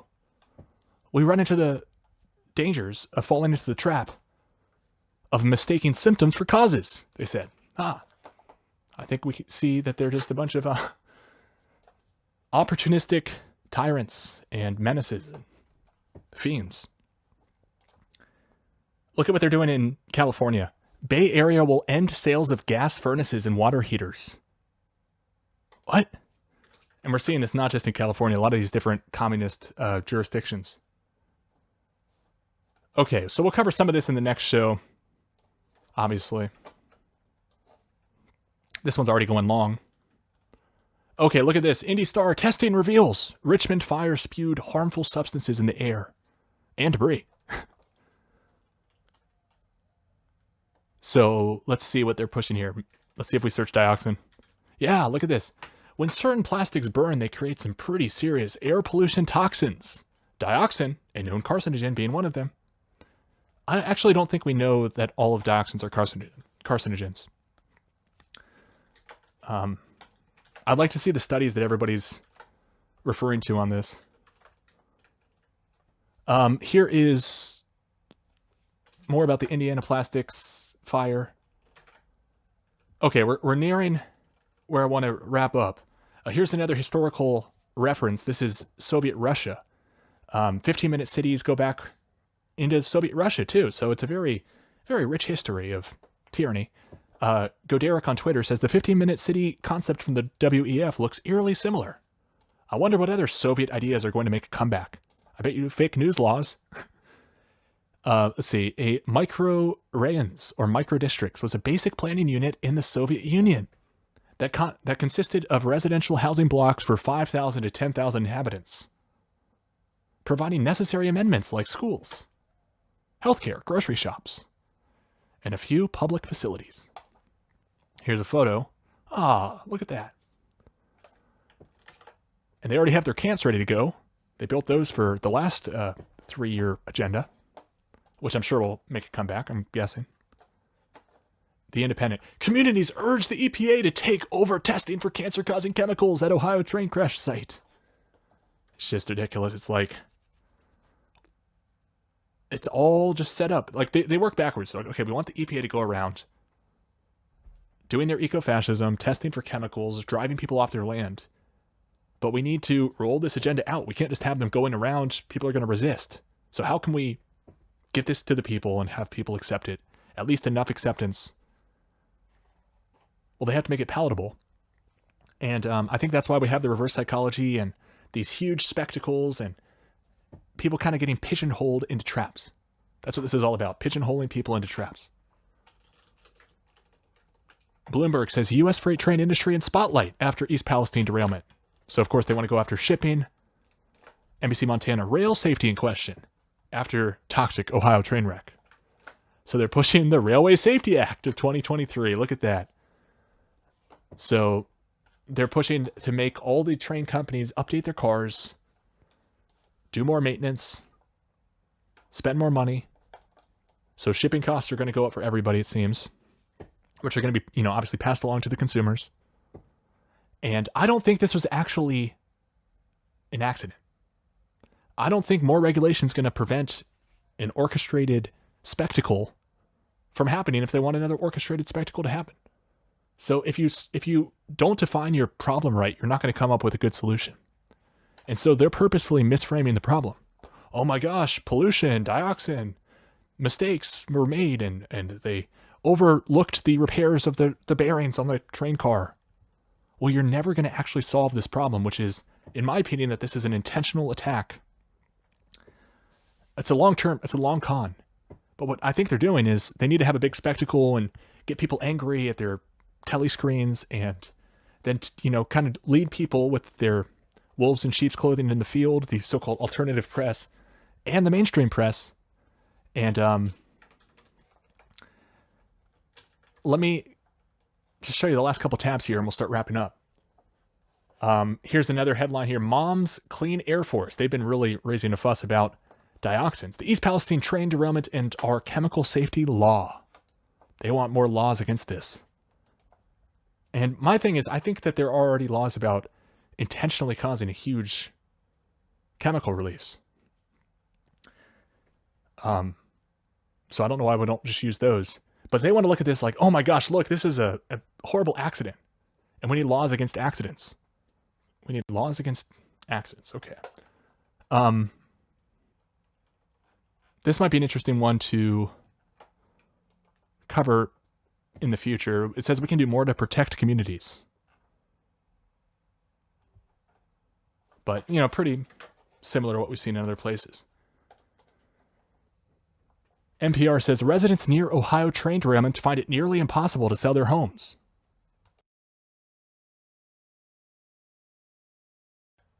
And I think these people who are fear-mongering without any evidence, without any data, are really a large part of the blame as to why these people can't sell their homes. I also think the CERCLA legislation, which at any point could rear its ugly head and really be a pain in the butt for anyone trying to acquire these properties. But ultimately, the problem is that this whole incident happened in the first place. So those are the true culprits, but also the people who just happily picked up the script and kept going right along with these evil bastards. But I feel really bad for the people in the vicinity of the train crash. And I'm fighting for them. I don't want them to be attacked by some sneak attack where they're forced out of their homes because people think that they can make decisions for them. Oh, you're too dumb to make up your own mind. We're going to forcibly take you out of your house. We'll make your decisions for you. We'll let you exercise your rights when it's safe to do so. So evil to me. Okay, so this is kind of interesting too. I was talking about the race card that they're bringing up, where some people were like, we're being left to die because we're white Republicans. And then other people are like, stop crying. All of the Democrats in these poorer communities are also being screwed over. You're actually being treated better because you're white. Like, it's just so stupid. I hate all the race angles. Honestly, myself. MSNBC says East Palestine disaster puts spotlight on sacrifice zones. An interesting term, right? Sacrifice zones. So I haven't had a chance to listen to this, but I thought this was pretty funny. I was reading through this. The intro is, accident in East Palestine happens. What? This is like the NPR commenter, but he's talking to somebody, interviewing somebody, and said, what's your reaction to the crash in East Palestine? She said, I actually should be ashamed of myself that I would laugh, but I did it. I sort of chuckled because I was like, this is nothing. Y'all getting a little bit of what we've been getting. So like this us, them, black and white thing. It's like, I don't like the race angle here. I don't know what that has to do with anything other than just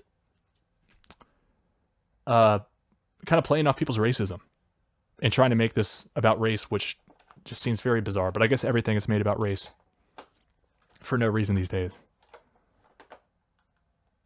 Okay. Now this is pretty crazy. I think this is a purposefully botched cleanup job, just like the whole incident was purposeful. The EPA and the different groups in charge of getting this waste out of there are just letting it sit in big piles.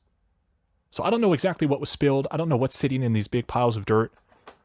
But I feel like this is all just purposefully to outrage people and or to let chemicals just kind of permeate and seep into the environment where they will be detected later and used as an excuse for tyranny. Now, it's interesting, too, there was a very similar train crash in terms of what they claimed happened in New Jersey, in a town called Paulsboro. And they've been really drawing connections between these two, trying to use them as like two excuses or two reasons why vinyl chloride should just be banned.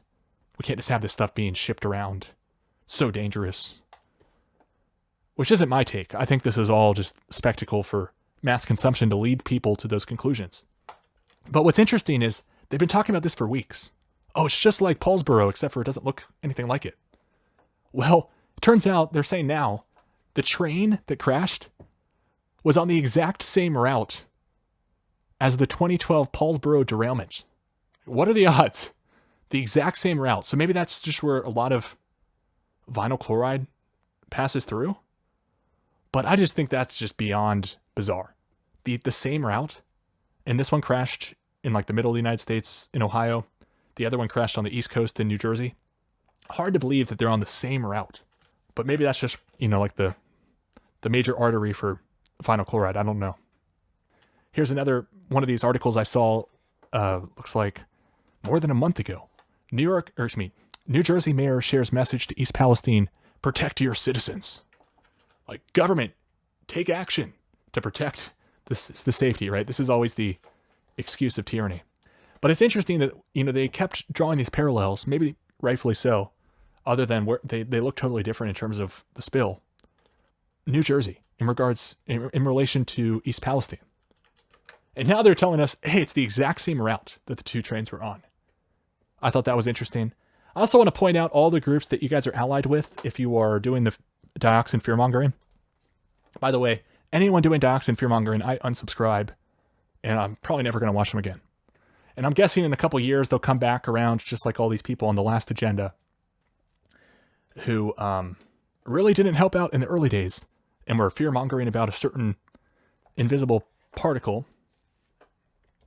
And now they kind of, I don't know, they still are way off base. I don't want to talk about it too much because we're on YouTube, but it's bizarre to me, these alternative media figures who keep getting everything wrong, from what I can tell. And it's like the key moments at the beginning of the onset of this stuff. And they just get everyone off on the wrong track, no pun intended. But the trajectory is the most important thing, and momentum's crucial. And so when people start barking up the wrong trees, the very wrong, like the exact opposite tree that they should be barking up, I think it should be questioned. So here's another one of these headlines. New investigation following Ohio train derailment uncovers the largest polluters of vinyl chloride in the United States and the far-reaching toxic impacts of making PVC plastics. Like the PVC tubes everyone uses for construction? They're going after PVC tubing. They're going after plastics. It says 5 companies collectively produce more than 10 billion pounds of vinyl chloride a year in the United States. Health advocates urge phase out of vinyl chloride and PVC by governments. You see the agenda?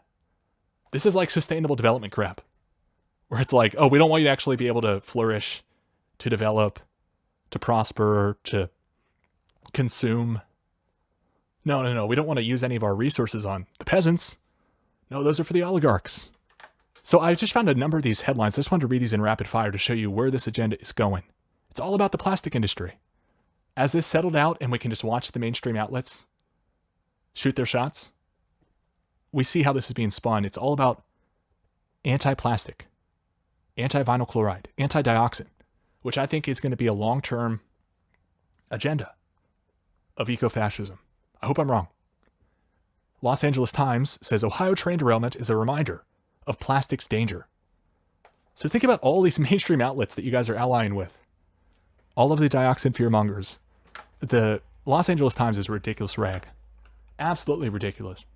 The New York Times says, opinion, this deadly chemical should be banned. I think they're talking about vinyl chloride. CNN says, after a train derailment, Ohio residents are living the plot of a movie they helped make. Talking about white noise. Very, very interesting connection here, which I think screams that this was pre-planned. Here's another headline. New report finds widespread toxic vinyl chloride pollution beyond East Palestine. Vinyl chloride contamination primarily emanates from petrochemical production and waste disposal facilities. Oh, they already have their targets all in mind. Look at that. Vinyl chloride. Food and Water Watch says East Palestine makes it clear we need to ban vinyl chloride. The Columbus Dispatch says East Palestine and Richmond show public must be protected from toxic plastics. The Intercept says the myth of safe plastics persists, despite the risks of danger, or risk of disasters like these ones that just happened all of a sudden, but haven't happened for decades and decades beforehand. I guess they'd point at Paulsboro, but that looked totally different. Star Tribune says derailments reveal lack of leadership on transport safety. So they want more regulation. NPR says, a decade after Paulsboro, New Jersey train derailment, questions linger over rail safety and public health. Greenpeace USA calls on Biden administration to protect human health and environment from toxic plastic and waste in wake of Ohio disaster. So Greenpeace, here's Media Matters. Why East Palestine should be a paradigm shift in national TV news coverage of environmental justice. Oh, look at that. Media Matters wants us to use this as a catalyzing event for environmentalism. Eric Fingelding of Pandemic fame is retweeting this. Let's see what Eric Fingelding is scaremongering about with the dioxins by proxy, by retweet. Were you transporting hazardous chemicals that weren't on a manifest? There are more dangerous than you're gonna let anyone know? What a better way to get rid of it than blow it up? So I guess she's saying they didn't even put all the really toxic chemicals on their manifest. There's other ones that weren't declared. And Eric Fingelding just retweets. Like, what evidence do we have of that? I don't trust this Aaron Brockovich person, by the way. And a lot of the conservatives were cheering her on. Look, oh my gosh, the environmental activist Aaron Brockovich is showing up in East Palestine. What a hero. Like, that's not my take. I think it's a bad sign when you look around and you're standing shoulder to shoulder with commie environmental activists. Report. I wanted to cover this too. The Young Turks. You're also on the Young Turks team.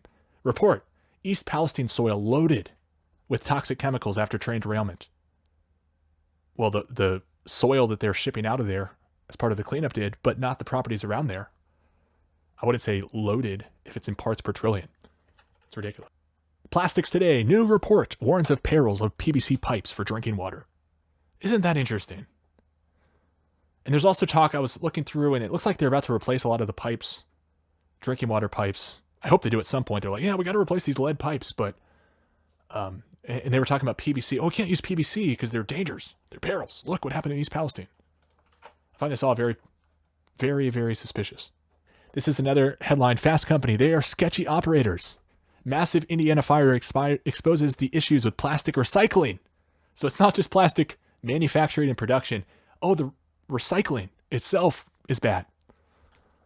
They just don't want us to consume, guys. So I also want to point out, if you want to support the show, you can do so at groupdiscover.com.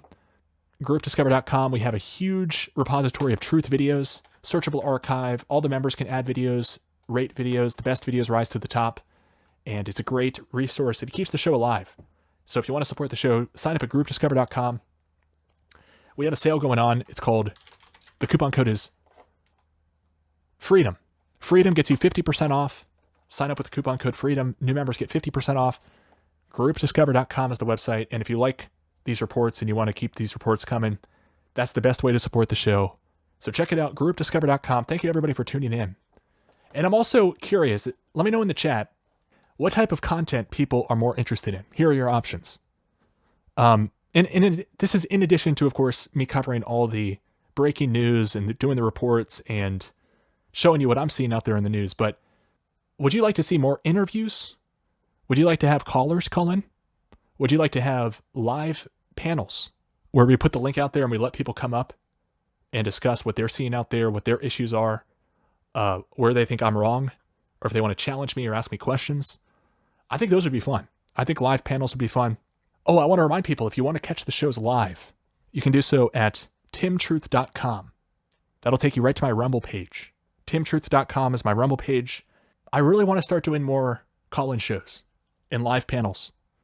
There used to be really great shows on YouTube where people could call in and have discussions, but YouTube is so censorious that you can't really risk it, especially if you have a strike or two on your channel. All of the above, says Mad Pie Man. That's a good idea. Interviews as well. Panels and callers. Okay, I think they're all good ideas. Can't go wrong with that. But I think if we get into a regular routine of having panel shows, and more and more people will want to participate. So I appreciate the feedback. Panels and callers and interviews it is. And I appreciate everybody tuning in. Make sure to add me on Rumble for those upcoming shows. We're going to be doing lots more live streams. I've actually been working on my next album, so that should be coming out soon. And I'm working on a etymology manual, which is going to be really, really interesting. And I can't wait to get that to you. So stay tuned. The best is yet to come, and we have so much news breaking every day.